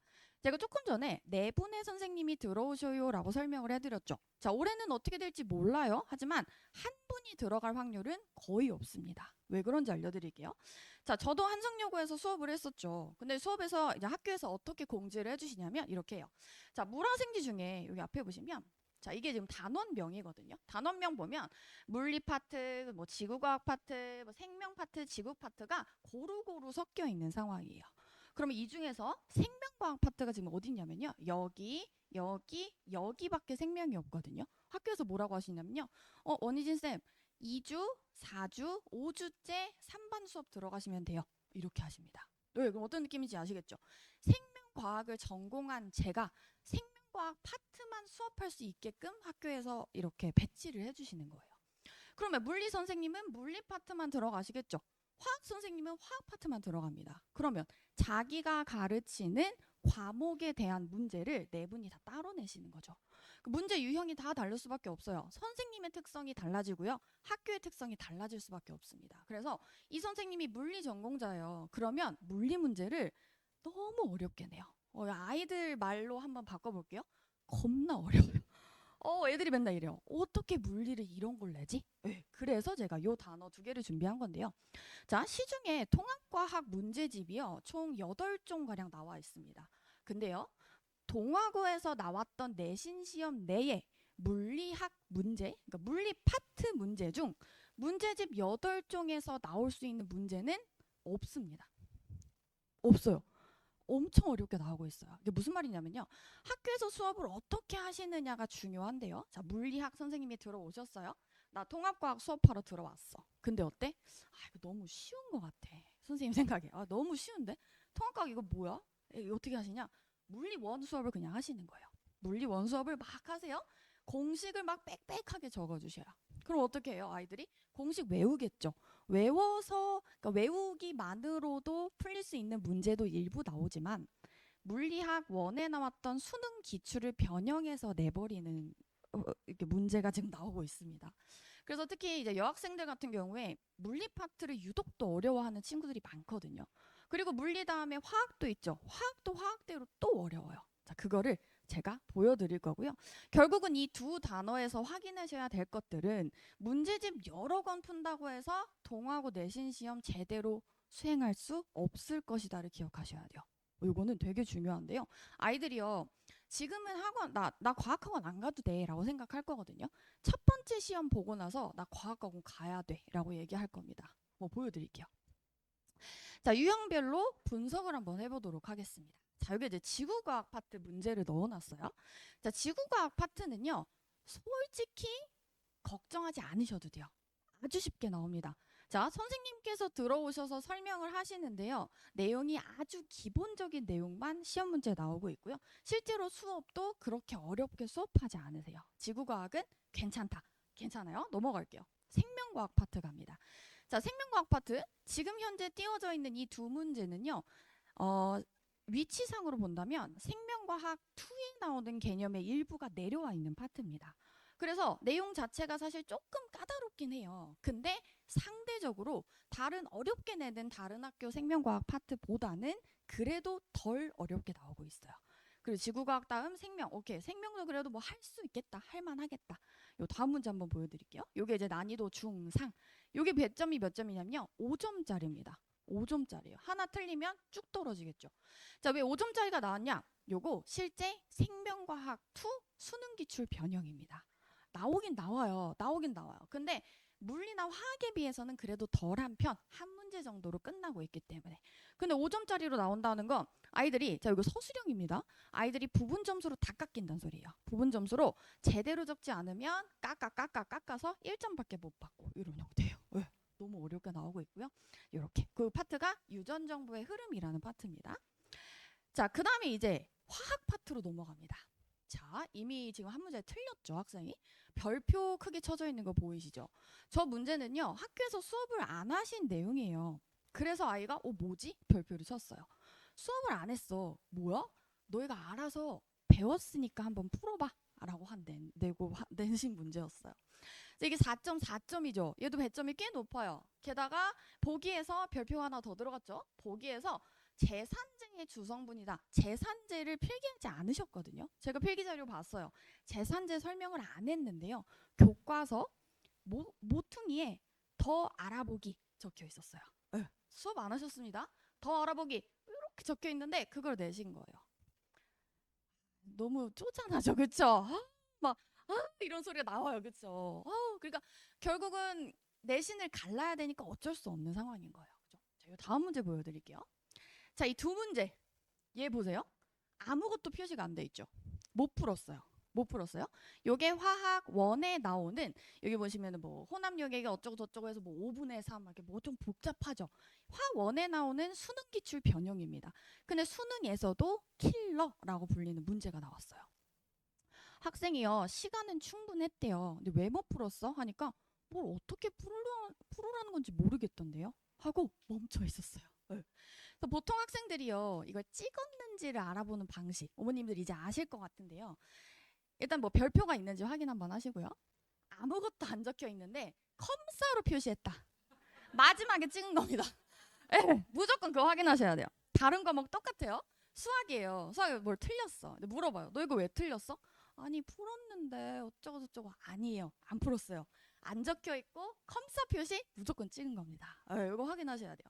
찍었으면 찍은 문제에 대해서 오답 정리를 제대로 해주셔야 되고요. 왜 그런지를 확인해야 돼요. 근데 지금 확실하게 보이는 거, 화학 문제 확실히 어렵다. 그죠? 확실히 어렵다. 생긴 거 보면 딱 어렵다 보이죠. 이거 뭐 화학식 나오고요. 어쩌고 저쩌고 다 화학원 기출 생각하시면 돼요. 자, 대망의 물리 파트 갑니다. 자, 물리 파트. 생긴 것부터 이상합니다. 그렇죠? 제가 문제를 풀어드리진 않아요. 왜냐면 문제 푸는 거 한번 했다가 어머님들께서 뭔 소리야? 막 뭐 소름 끼쳐 이러셔가지고 풀어드리지 않습니다. 네, 자, 그냥 보시기만 하셔도 돼요. 뭔가 이상하죠, 생긴 게. 네, 계산 많이 해야 하고요. 공식이 지금 뭐가 많이 적혀 있어요. 공식을 막 대입을 해가지고 찾고 방향을 찾아서 또 이게 변환점이 하나 있거든요. 그냥 쭉 올라가는 문제가 내신형이라고 문제를 풀어왔을 텐데 한번 바꾸죠. 바꿔서 이게 뭐 전도 속도를 바꿔버리고 막 이렇게 푸는 거예요. 네, 그래서 어쨌든 두 문제 맞았지만 어려웠습니다. 자, 난이도 상으로 올라갑니다. 자, 여긴 별표 쳐져 있고요. 제 틀렸죠. 네, 이것도 물리 2에 나왔던 문제예요. 물리 2, 물리 1 아니에요. 물리 2. 학교 선생님이 물리 전공자이십니다. 네, 그래서 이런 문제를 내셨겠죠. 근데 학교에서 이걸 풀어줬냐? 안 풀어줬어요. 너희가 알아서 공부해왔어야 돼요. 네, 그래서 저는 사실 동아고 문제를 보면서 제가 북일고, 신성고, 낙생고, 갓방고라고 불리는 학교들 다 데리고 있는데요. 그 중에 난이도가 낙생고 다음으로 여기 동아고가 제일 어려워요. 그리고 신성, 그리고 북일로 떨어지거든요. 네, 그만큼 어려워요. 그래서 이게 무슨 생각이신가 싶긴 해요. 네, 무슨 생각이지? 우리 동아고 애들 서울대 많이 보냈다고 이거 지금 약간 자신감이 너무 넘치시는 거 아닌가? 네, 그래서 제대로 대비해야 된다. 확실히 아셔야 됩니다. 그럼 아이들이요, 문제집을 8권 샀어요. 다 풀었대요. 못 맞아요. 왜? 그 안에 이 문제가 없잖아요. 그럼 이제 어떻게 해야 되냐면 이런 거예요. 만약에 우리 학원 오지 않더라도 우리 학생들이 공부할 때 어떻게 하셔야 되냐면요. 학교 선생님이 필기하는 모든 내용을 확인해요. 확인하고 이거 물리 2에 나오는 개념인데 어떻게 해야 돼요? 물리 2 교과서 가져오셔야 돼요. 네. 물리 2 문제집 사셔야 돼요. 사셔서 어떻게 해야 돼요? 어머님들께서 골라주셔야 돼요. 못하죠. 예, 어려워요. 예. 물리 2 문제는요, 저도 사실 손대기가 어렵습니다. 손대기가 까다로워요. 그만큼 물리 2는 범접할 수 없는 경계에 있는데요. 그 문제를 내잖아? 어떻게? 내가 풀어줘야지. 제가 찾아줘야죠. 네. 찾아야 돼요. 근데 인강 아무리 봐도요, 안 풀어주죠. 이 문제를 학교에서 했는지 모르잖아요. 그래서 내신학원이 중요한 겁니다. 학교를 타깃으로 하는 이유가 있겠죠. 모든 학교를 놓고 수업을 한다면 이렇게 할 수 없어요. 왜? 그냥 평범한 문제들을 풀어줄 수밖에 없는 거예요. 꼭 기억을 하셔야 되고요. 자, 그래서 시험 파트별 총평을 적어놨는데요. 이거 아마 제가 제 배표 자료에 넣었을 것 같아요. 지구과학, 생명과학, 화학, 물리 파트 제가 말로 설명해드린 내용이 여기 다 들어있습니다. 네, 2페이지에 나와 있네요. 2페이지에 유형별 분석 들어가 있고요. 그리고 그 아래 보면 시험 대비 방법도 넣어놨죠. 자, 그거 그냥 찍어가지고 애들 보내주셔도 돼요. 너 이거 미리 알고 있어야 돼 하고 보여주셔야 되고요. 제가 설명했던 거 다 들어있어요. 순서 물화생지 순으로 중요도를 잡아줘라. 그리고 벼락치기 절대 불가능하다. 요거 기억하시면 되겠습니다. 자, 그 다음에 이제 넘어가 볼 건데요. 제가 이제 동화고 집중반이라고 해서 동화고를 타겟으로 수업을 시작을 합니다. 이미 겨울방학 때 수업을 하고 있고요. 겨울방학 때 제가 뭐 했냐면 물리, 화학 파트만 수업을 했어요. 워낙 이렇게 어렵게 나오다 보니까. 그래서 물리, 화학 파트 하고 있고요. 지금 3월부터 다시 개강을 하게 되는데 그때부터 어떻게 진행되는지 한번 보여드리도록 할게요. 자, 이거는 제가 동화고 집중반을 위한 방법이에요. 솔루션. 자, 첫 번째, 매주 학교 수업 시간에 필기한 필기 자료 제출합니다. 자, 가지고 오지 못하면 찍어서라도 보내줘야 돼요. 제가 계속 보냅니다. 제가 보내지 않고 사실 조교가 계속 보낼 건데요. 제 조교가 총 3명이 있어요. 자, 3명 다 번갈아 가면서 오게 되는데요. 한 명은 서울대 생물사범대, 그 생물교육과 이번에 합격. 그 다음에 경희대 전자공학과, 그리고 고려대 화생공학과, 이렇게 3학생이 옵니다. 이 친구들은 저한테 다 3년 동안 배웠던 친구들이에요. 근데 이 친구들이 뭔가를 학생들이 물어봐도 저랑 똑같이 설명을 합니다. 그래서 붙잡고 물어보라고 할 거예요. 아이들한테 질문 있으면 저 쌤 자꾸 물어봐 해서 계속해서 따라갈 거고요. 필기 자료를 제출하면 필기 자료를 매주 분석합니다. 분석해야 매주 문제가 쌓이고요. 이렇게 누적된 문제를 시험 바로 직전에 풀어보고 들어갈 거예요. 그리고 개인별 피드백이 완벽하다. 계속 괴롭힙니다. 괴롭혀야지 점수는 오를 수밖에 없어요. 그리고 제 얘기네요, 그죠? 네. 자, 그 다음에 이제 알림톡으로 정송한다. 이거 뒤에서 다시 보여드리고요. 클리닉 진행을 하는데요. 클리닉은 1시간이 원래 잡혀 있는데요. 인원이 조금 많아지거나 하면은 날짜를 변경하거나 2시간에서 3시간까지 늘어납니다. 근데 과하게 시간을 너무 많이 할애하는 거 아닌가라고 고민되실 때가 있을 거예요. 분명히. 왜냐면 국영수 할 게 진짜 많을 거거든요. 근데 국영수 하면서 과학이라고 하는 과목은 딱 나한테 오는 그 4시간만 투자해도 공부할 수 있게끔 해주는 게 맞는 것 같아요. 너무 할 게 많잖아. 나도 알아. 그러면 하루에 30분만 투자하기, 하루에 요거까지만 풀어. 그래서 너무 과하지 않도록 꾸준하게 연습을 시켜줄 거고요. 하루 전 지정 대비할 거고 수업 복습 영상 나가고요. 동화고만을 위한 채팅방 개설. 이거 이제 올해 새로 제가 개설을 합니다. 채팅방 열어서요. 아이들이 이번 주에 꼭 외워야 할 것들 배워갔는데 까먹었을 것 같은 거 있죠. 한 번 더 올려주는 거예요. 좀 재밌게. 약간 제가 막 랩하는 것도 올리고요. 네, 뜬금없어요. 갑자기 랩을 왜 해? 열어보면은 외워지네? 이렇게 그렇게 만들어줍니다. 네, 그래서 이제 내신 대비 커리큘럼이 안에 들어 있습니다. 이건 한번 눈으로 쫙 봐주시고요. 이게 통합과학이라는 과목이요. 통합과 1과 2로 바뀌었죠. 원래 하나로 뭉쳐져 있었기 때문에 작년까지 동화고는요. 단원별로 순서대로 나가지 않았었어요. 이거 갔다가 이거 갔다 이거 갔어요. 왜? 생명 선생님이 이어서 들어오면은 생명 선생님 쭉 하고 그냥 빠지시는 거예요. 네, 그래서 어느 파트에는 물리 문제만 다 나오고 어느 파트는 생명 문제 다 나와요. 왜 그래요? 순서를 섞어서 들어갔기 때문에. 네, 근데 올해부터는 그게 좀 안 그렇게 될 것 같습니다. 왜냐면 과목 자체가 1과 2로 나눠졌죠. 그럼 1 안에서만 바꿔야 돼요. 그래서 상대적으로 좀 바꾸지 않을 것 같아 라고 예상을 하고 있는 상황이에요. 그래서 이렇게 진행이 되고요. 제가 제 교재를 잠깐 가져와 봤는데 제 교재가 조금 예쁩니다. 예, 반짝반짝하죠. 이 남학생들이 살짝 이렇게 뭐 어떻게 하냐면요. 좀 쑥스러운데? 라고 생각해요. 예, 너무 예뻐서. 이걸 어떻게 들고 다녀요? 라고 생각해요. 근데 여학생들은 자랑스럽게 거꾸로 들고 다녀요. 이렇게. 일부러 이렇게 예뻐가지고. 예, 디자인에 제가 되게 신경을 많이 쓰고 있습니다. 그래서 예쁜 거. 스터디 카페 가서 올려놓고 싶은 교재를 만들자. 이게 제 목표입니다. 이거는 아이들한테 나가는 파일이고요. 자동 나가는 거 있어요. 네. 그래서 이런 거 잠깐 보여드렸고요. 이거는 이제 여름방학 때 어떤 걸 할 건지 넣어놨으니 확인을 해주시면 되고, 이거는 통합과학 2에 나오는 내용을 5회 기준으로 핵심 특강을 진행을 할 겁니다.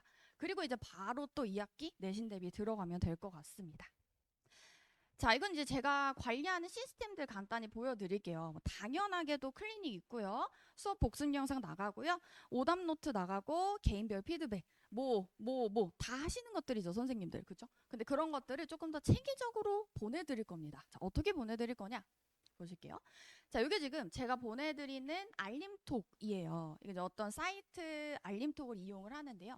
자, 학생 이름과 함께 어머님과 학생 모두에게 전달이 됩니다. 자, 학생의 점수와 그 반의 평균, 그리고 그 반에서 뭐 여기 보면 평균 점수, 최고 점수가 나와 있네요. 그죠? 이런 것들 비교해가지고 확인하시면 되고요.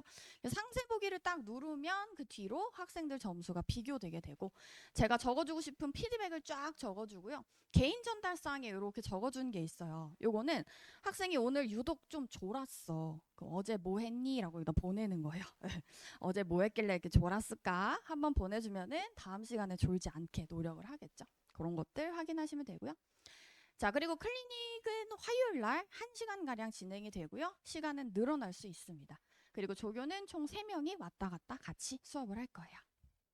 자, 요거는 제 영상이 올라가는 제 개인 사이트입니다. 제 홈페이지가 따로 만들어져 있고요. 제 영상을 유튜브 링크로 전송했더니 그걸 돌려보는 학생들이 발견됐어요. 네, 그래서 그걸 막기 위해서 우리 학생만 볼 수 있도록 승인을 해줄 겁니다. 그래서 어머님들도 못 들어와요. 학생만 볼 수 있게 들어가 있을 거예요.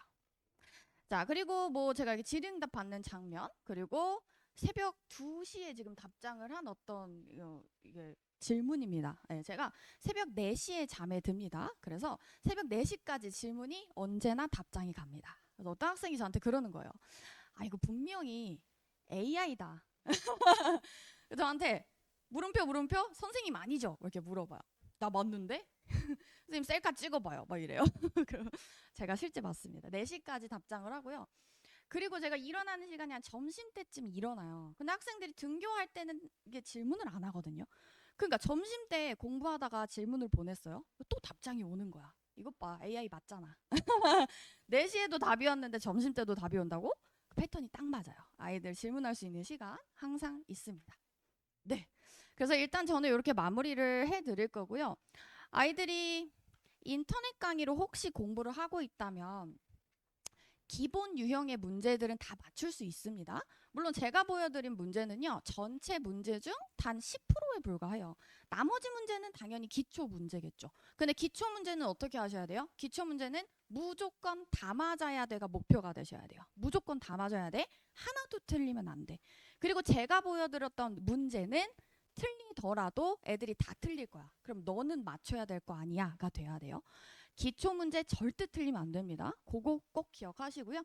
여기 제가 번호를 여기다 안 넣어놨고요. 번호를 제 번호로 따로 넣어놨어요. 그래서 혹시 상담이 필요하시거나 궁금한 점이 있다. 이런 거 요거 이렇게 하는 거 맞아요? 물어보실 때 저기로 연락 주시면 되고요. 통화를 원하시면 성함하고 같이 남겨주시면 제가 전화를 드리도록 하겠습니다. 네, 그렇게 마무리하도록 하겠습니다. 네, 이상입니다. 감사합니다.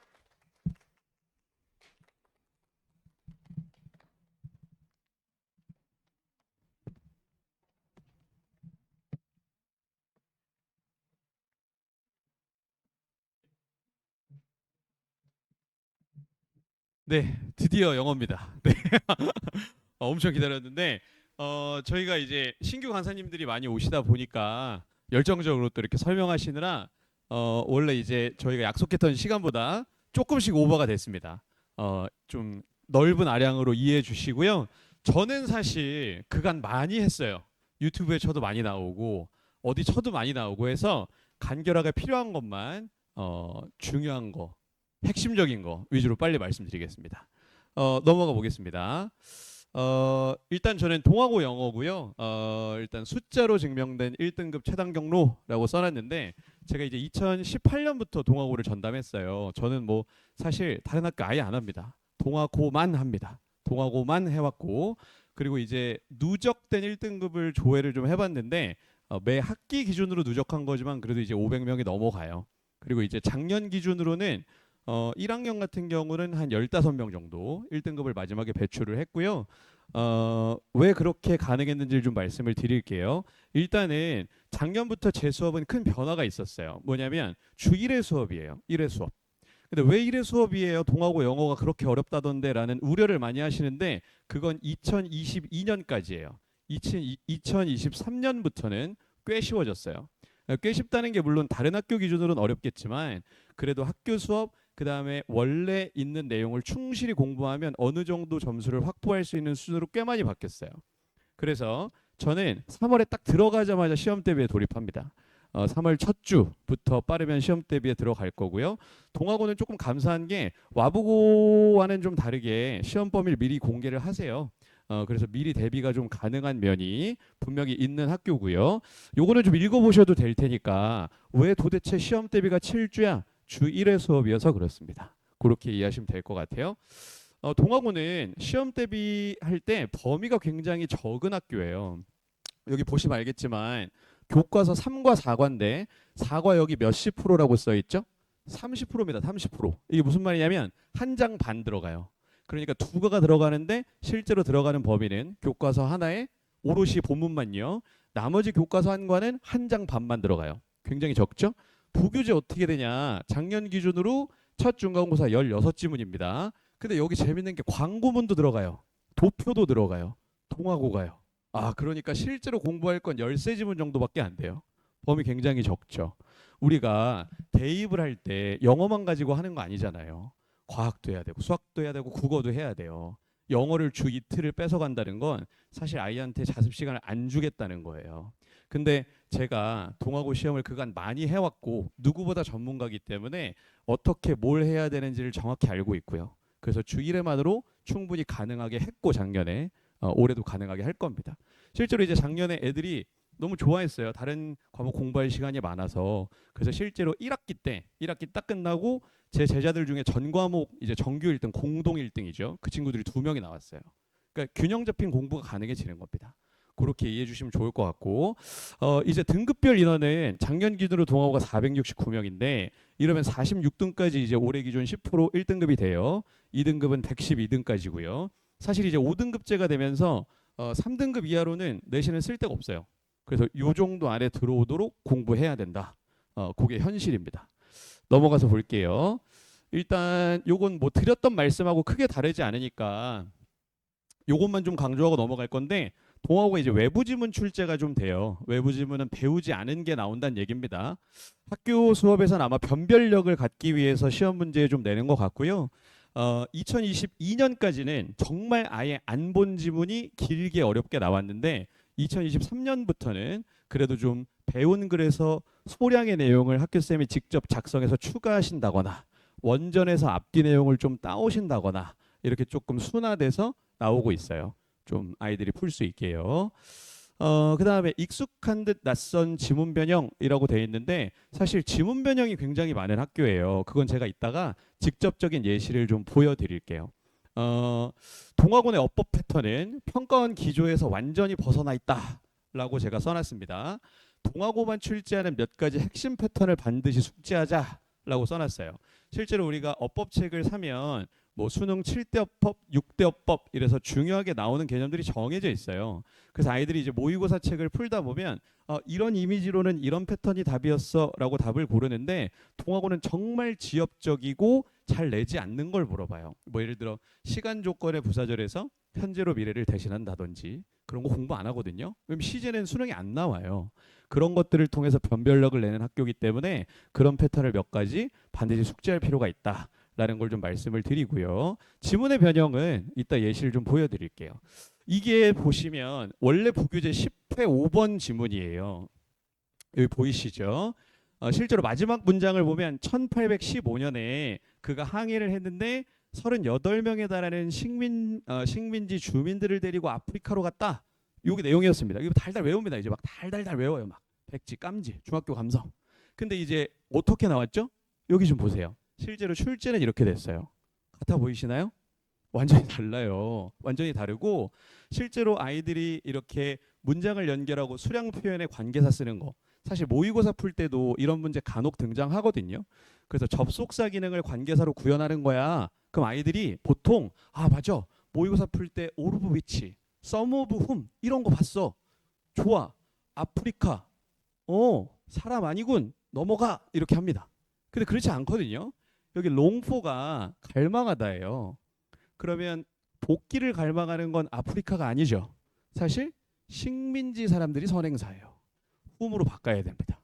그러니까 허를 찔러요. 너 모의고사 공부할 땐 접속사 없을 때 관계대명사 쓴다는 것만 알았지? 선행사가 여러 개일 땐 어떻게 할 거야? 이걸 물어봅니다. 이렇게 변형해서 내니 이렇게 암기해서 의미가 없어요. 그래서 저 같은 경우는 실전 모의고사나 문법 중심 복습을 통해서 이렇게 낸다는 걸 아니까 비슷하게 냅니다. 저도 지금 앞에 아프리칸스라는 선행사를 함정으로 걸고 사실은 요 앞에 있는 나라를 선행사를 보고 풀어야 하도록 전치사 플러스 관계대명사를 냈어요. 이건 위치로 바꿔야 돼요, 오히려. 그러니까 아이들이 이런 연습을 하려면 처음 보는 강사한테 가서 수업을 들으면 안 돼요. 그러면 처음 보는 점수를 받아와요. 정말로요. 이게 어디 가면 뭐 어떤 A라는 선생님이 월요일은 안양에 가시고 저희 선생님도 그러시네요. 자, 아무튼 어디 가시고 그러면 이거 분석 언제 해요? 못 합니다. 그래서 검증된 강사한테 수업을 받아야 된다고 제가 강조해서 말씀을 드리고요. 동아고가 내는 포인트가 있으니까 그걸 집중적으로 훈련하면 충분히 대비 가능하다. 아시잖아요. 이제 설명회, 학교 설명회도 가보셨지만 그거 강조합니다. 저희는 학교 쌤들이 바뀌지 않아서 집중된 연구를 심도 있게 합니다. 이퀄 결국 내는 문제를 반복해서 내세요. 그러니까 그런 것들을 집중해서 훈련하면 적응할 수 있는 시험으로 그래도 좀 순화돼서 요즘은 출제되고 있다고 말씀을 드리고요. 전례 없는 고난이도 어휘 사용이라고 써놨는데 제가 사실 이제 제 수업에 요즘 캐치프레이즈를 invincible로 달고 있어요. 이게 실제로 동아고 문제였는데 와 이거 외부 지문이었거든요. 여기 있는 단어들 사실 우리 아이들이 얼마나 얄팍하냐면 앞에 단어를 봤는데 on, in 이런 거 들어가면 무조건 나쁜 말이라고 생각을 해요. 실제로 여기 보면 다 그런 감성이에요. invincible, insignificant, worthless, 뭐 fragile 이런 거 있는데 사실 이 단어는 나쁜 말이 아니거든요. 1번은 천하무적에 뭐 이런 뜻이에요. 사실 2, 3, 4, 5는 다 부정적인 의미를 담고 있죠. 그래서 뭐 당연히 글을 읽어봐야겠지만 답은 1번이었습니다. 1번. 그러니까 형태를 보고 우리가 어떤 단어의 의미를 유추하면 큰일 난다는 얘기예요. 그래서 이런 어휘를 어떤 부분에서 어떤 포인트로 낸다는 것도 제가 잘 알고 있기 때문에 실제로 시험 대비에 들어가면 동아고 시험범에 맞춘 단어장을 따로 제작을 합니다. 그럼 그 옆에는 그간 동아고에서 출제했던 단어들, 그 다음에 어떤 감성으로 어떤 부정어를 넣어서 반대가 되게 추론하게 했는지 그런 것까지 자료로 제공을 할 거고요.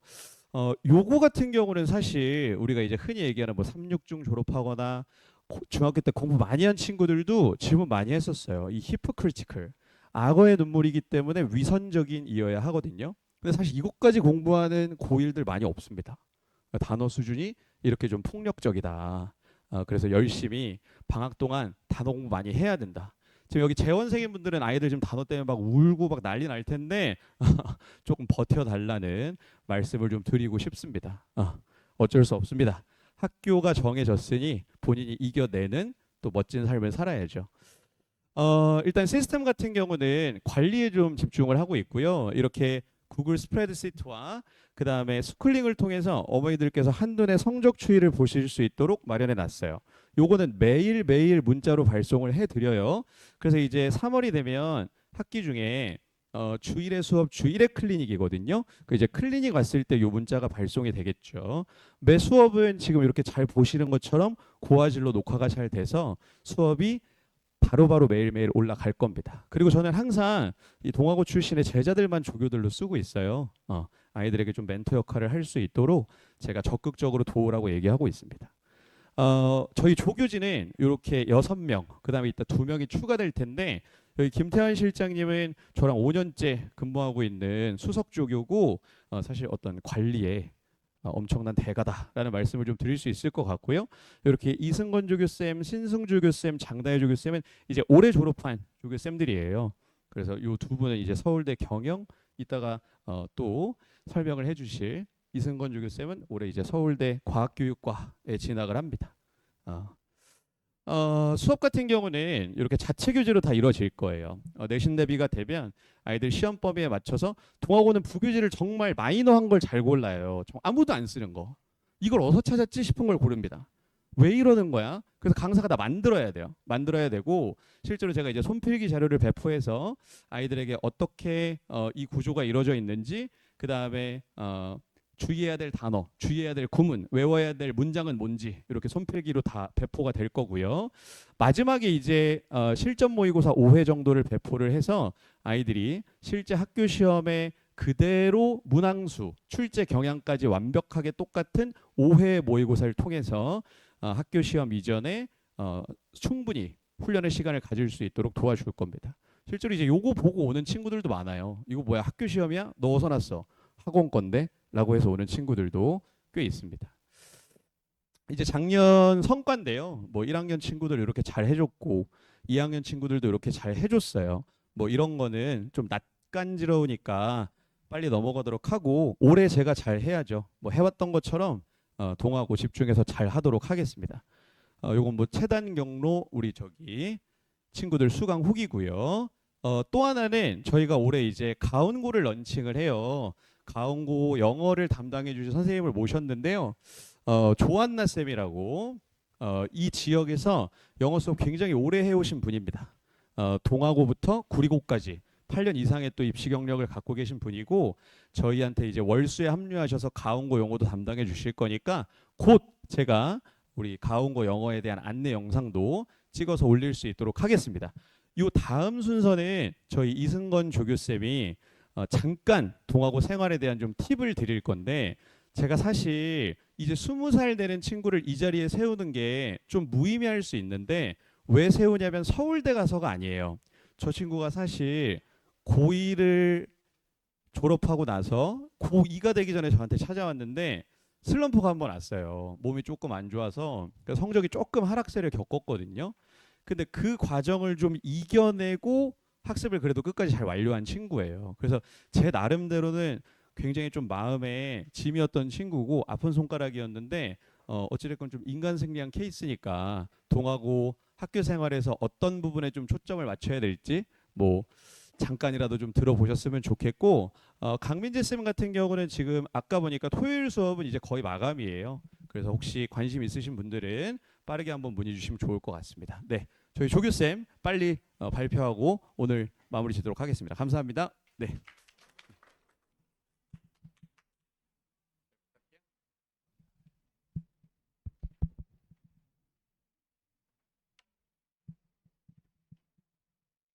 네,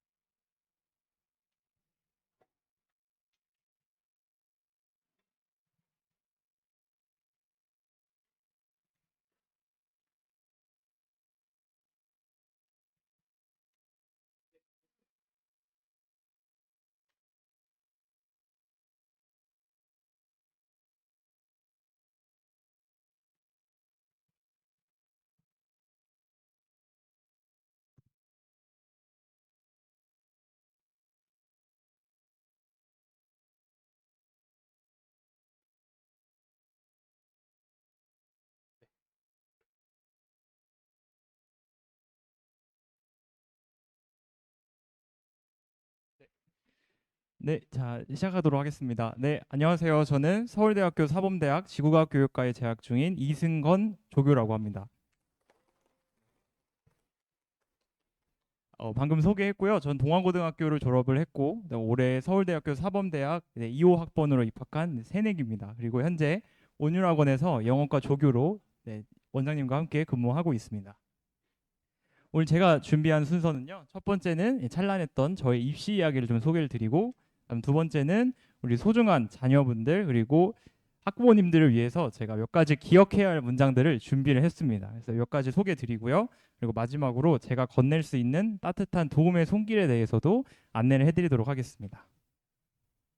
일단 첫 번째로 제 이야기를 좀 같이 먼저 해보도록 할게요. 저는 이 세 가지 키워드로 요약을 할 수 있을 것 같아요. 첫 번째는 셀프 디렉티드라고 해서 자기 주도적이란 뜻입니다. 전 모든 공부를 다 자기 주도적으로 했고 저희 학부모님은 오로지 학원비 결제 그리고 저를 위해 맛있는 식사밖에 해주신 게 없습니다. 이렇게 와주신 것도 너무 대단한 분들이라 생각이 들어요. 저희 어머니는 이렇게까지 오시지 않았거든요. 저는 제가 모든 걸 다 알아서 했고 정말 제가 다 자기 주도적으로 공부를 진행을 했습니다. 그리고 두 번째는 이제 인내심이라는 뜻의 인듀런스인데요. 아까 원장님이 말씀해 주셨다시피 저는 고2 때 크게 슬럼프를 겪었습니다. 그때 정말 공부를 모두 포기하던 생각까지 했었었는데 그때도 저는 계속 버텼고요. 그리고 참아냈습니다. 아마 지금 이제 예비 고1들 제 소중한 동아고 후배들도 매우 힘들 것 같습니다. 이제 학교로 들어갔을 때 막상 내신 대비하는 게 정말 쉽지 않고 또 3년 동안이나 그걸 해내야 되기 때문에 정말 버거움의 과정인데 방법은 솔직히 버티는 것밖에 없는 것 같습니다. 잘 버티셔야 되고 우리 학부모님들이 이렇게 설명을 도와주시고 맛있는 식사를 대접을 해주시면서 도와주시면 아마 모두가 다 견뎌낼 수 있을 거라고 믿습니다. 난 마지막은 이제 소셔블이라고 해서 사교적인이란 뜻인데요. 저는 사실 MBTI가 I입니다. 그럼에도 불구하고 전 동아고에서 최대한 많은 선생님들과 친해지려고 했고요. 또 많은 사람들을 알아나가려고 했습니다. 그래서 그게 제가 서울대학교에 진학할 수 있었던 이유고 그렇게 선생님들을 많이 알게 되고 또 친구들도 많이 접하다 보니까 비교과 활동 그리고 생기부 챙기는 것도 좀 더 수월했던 것 같아요. 제 입시 키워드는 이렇게 세 가지로 요약해 볼 수 있을 것 같습니다. 이제 우리 소중한 후배들 얘기를 좀 해볼게요. 제 이야기를 드렸으니까 이제 후배들이 어떻게 해야 하는가에 대해서 말씀을 드리도록 하겠습니다. 흔히들 이렇게 쉬워진다라고 볼 수도 있을 것 같아요. 이제 9등급제가 5등급제로 바뀌게 되고 또 수능 탐구도 이제 공통으로 바뀌고요. 또 고교 학점제가 시행하면서 이제 막 6교시도 많이 하고 이렇게 수업 수가 좀 줍니다. 그래서 흔히들 보시기에 좀 쉬워지는 거 아닌가라고 생각할 수 있겠지만 전 그렇지 않다고 생각을 해요. 첫 번째로 기억하셔야 될 문장은 서울대학교는 입시 제도를 선도한다입니다. 서울대학교가 수시 전형에서 지역균형 전형 그리고 일반 전형으로 나누어져 있는데요. 지역균형 전형은 학교별로 이제 3명을 추천을 합니다. 그래서 그 3명, 즉 전교 1, 2, 3등이죠. 그 3명을 위한 전형이고요. 일반 전형은 내신 그리고 생기분 좋은데 전교 1, 2, 3등에 들지 못한 아이들을 위한 그런 전형이라고 보시면 됩니다. 근데 그 두 가지 전형이 있는데 둘 다 기준이 더 올라갔다라고 보셔야 돼요. 수시 지역균형 전형에서 최저를 안 본다라고 하는 건 그만큼 생기부를 더 보겠다는 뜻이고요. 일반 전형에서 요 SNU 역량평가를 도입을 합니다. 면접이 더 어려워졌어요. 지금 제가 대학 입시를 했을 때 면접보다 거의 2~3배 가량 어려워졌고 정답이 없는 면접입니다. 학생별로 정답의 어떤 답변 수준이 많이 차이가 날 수밖에 없어요. 그리고 정시 전형에서도 이제 생기부를 평가를 합니다. 그래서 원래 막 수시와 정시를 이렇게 이분법적으로 구분을 많이 했었는데 이제 지금 28학년도 대입을 준비하는 고1부터는 수시와 정시를 다 챙겨야 한다는 뜻이죠. 근데 이게 그럴 수도 어떻게 보실 수도 있냐면 서울대만 이런 거 아니냐 그리고 인서울 다른 대학은 이렇지 않을까라고 생각할 수도 있으실 것 같은데 그래서 제가 서울대학교는 입시 제도를 선도한다고 써놨습니다. 서울대학교가 28학년도부터 이런 식으로 입시 제도를 변경했기 때문에 다른 대학도 분명히 영향이 갈 겁니다. 그래서 예비 고1 학생들은 무조건 수시와 정시를 둘 다 준비를 해야 하고요. 교과 성적 같은 학업 실력은 기본적으로 가지고 계셔야 됩니다. 그리고 판가름은 이제 비교과에서 나는 거죠. 그 얘기를 좀 드려볼게요. 이제 교과 성적은 기본, 비교과 관리가 중요하다입니다. 자사고에서도 이제 흔히 성적 따기 어렵다고 하는 자사고에서도 이제 5, 1등급이 나올 가능성이 있는 시대가 되었습니다. 그래서 이제는 교과 성적은 1등급 그리고 마지노선으로 2등급을 무조건 유지하시는 게 유리하고 변별은 어디서 되는가? 비교과와 수능에서 될 겁니다. 수능 최저학력 기준이 강화될 것이고요. 생기부를 정성평가하는 것이 더 강화될 것으로 예상이 됩니다. 그래서 생기부 디자인을 어떻게 할 것인지에 대해 꾸준히 고민을 해보실 필요가 있고요. 이제 교과 성적은 기본입니다. 비교과가 중요하기 때문에 비교과에 대한 고민을 함과 동시에 지속적으로 교과목 학습을 하면서 교과 성적을 높게 유지함과 동시에 비교과로 승부를 보셔야 할 것 같습니다. 그래서 미리미리 준비하자는 얘기를 드리고 싶어요. 2028 대입은 아직 기본 사항도 정리가 되지 않았습니다. 이제 5월에서 6월 사이에 나오는데, 즉 지금 우리 제 예비고일 후배들이 동아고를 선택을 했을 때는 아무것도 정보가 없는 상태에서 고른 거예요. 어떻게 입시 제도가 변할지도 모르고 대입이 어떻게 진행되는지도 모르는 상태에서 고교 선택을 한 겁니다. 그래서 굉장히 불확실한 대입이라고 이야기를 할 수 있습니다. 근데 동아고를 우리 선택을 했기 때문에 동아고에서는 교과 성적을 무조건 1등급에 가깝게 맞으셔야 되고요. 그리고 같은 과목 1등급이더라도 원점수를 최대한 높은 1등급을 맞으면 유리할 가능성이 매우 높습니다. 그리고 합격 불합격은 제 견해지만 생기부가 가를 것으로 예상이 됩니다. 이제는 누구나 1점 초반을 받을 거고 5등급제로 그 등급이 완화가 됐기 때문에 이제 교과 성적으로는 변별이 잘 되지 않을 것입니다. 그러므로 생기부 퀄리티가 상당히 중요하다고 볼 수가 있겠죠. 그래서 지금 같은 이런 방학 때는 기본 교과목 실력을 갖출 수 있도록 학습을 해야 하고요. 희망 진로와 학과에 대해 고민해 볼 필요가 있겠습니다. 그래서 생기부 디자인을 어떻게 할 것인지에 대해서 꼭 고민을 해보셔야 하고, 그리고 2028 대입이 상당히 불확실하기 때문에 곳곳에서 나오는 정보들을 잘 수집을 해보실 필요가 있겠습니다. 그래서 정리하면 이렇게 세 가지로 요약해 볼 수 있을 것 같은데요. 교과 성적은 기본입니다. 제가 조교할 때도 얘기하지만 정말 학교 수업은 진짜 집중해서 들어야 된다라고 얘기하고, 또 원장님 수업도 진짜 집중해서 들어라 이렇게 얘기를 합니다. 그래서 수업 그리고 평가 일정들 이런 것들은 굉장히 꼼꼼하게 학생 본인이 주도해서 관리를 하셔야 되고요. 제가 국영수 학원 수업이 사실상 필수다 이런 말을 적어놨는데, 동아고의 내신 시험 경향상 난이도가 상당히 높고 혼자 대비하기에는 매우 어렵다는 특성이 있습니다. 그래서 국영수는 학원 수업을 다니는 걸 전 추천을 드리고요. 특히 영어 수업은 타의 추종을 불허하는 온율학원의 이진구 원장님이 계시기 때문에 영어는 무조건 온율학원에서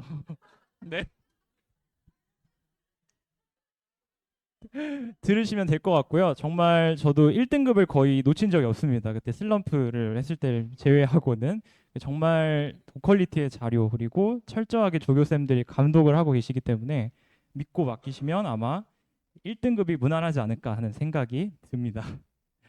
제가 강조하는 거는 교과는 기본이라는 거고 이제 판가름은 비교과다 이런 얘기입니다.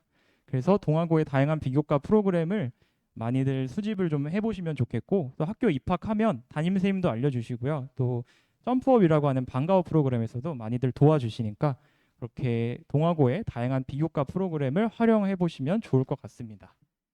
그리고 희망 학과와 진로에 대해서 이제 부모님과 마주 앉아서 진지한 대화를 한번 해보는 것을 진심으로 추천을 드릴게요. 그래서 희망 진로에 대한 학과를 확정 짓는 것이 아니라 본인이 자연 계열인지 인문 계열인지 공대를 가고 싶은지 아니면 뭐 의대 쪽을 가고 싶은지 이런 기초적인 고민이라도 꼭 지금 해보시는 걸 추천을 드립니다. 마지막은 제가 좀 도와드릴 수 있는 방법을 알려드릴까 해요. 입시는 매우 어렵습니다. 학생도 열심히 해야 되고요. 학부모님도 많이 도와주셔야 되고 또 학교도 많이 도와줘야 됩니다. 그리고 이제 학원 그리고 컨설팅 같은 이제 외부 도움도 반드시 필요하다고 볼 수가 있겠는데요. 제가 제공해드릴 부분은 여기 외부 도움에 속합니다. 제 전화번호를 시원하게 공개를 좀 해볼까 합니다. 여기로 만약에 이제 문자를 주시거나 아니면 전화를 주시게 되면 제가 동아고 선배로서 그리고 온율학원에서 근무하는 영어과 조교로서 학습에 대한 고민도 들어드리고 아까 제가 중요하다고 말씀드렸던 생기부 디자인에 대한 내용도 제가 별도의 프로그램을 안내해드릴 예정이니까 많이 문의 주시면 좋을 것 같습니다. 오늘 늦은 시간까지 들어주셔서 정말 감사하고요. 우리 소중한 동아고 후배들의 입시 성공을 진심으로 기원하겠습니다. 감사합니다.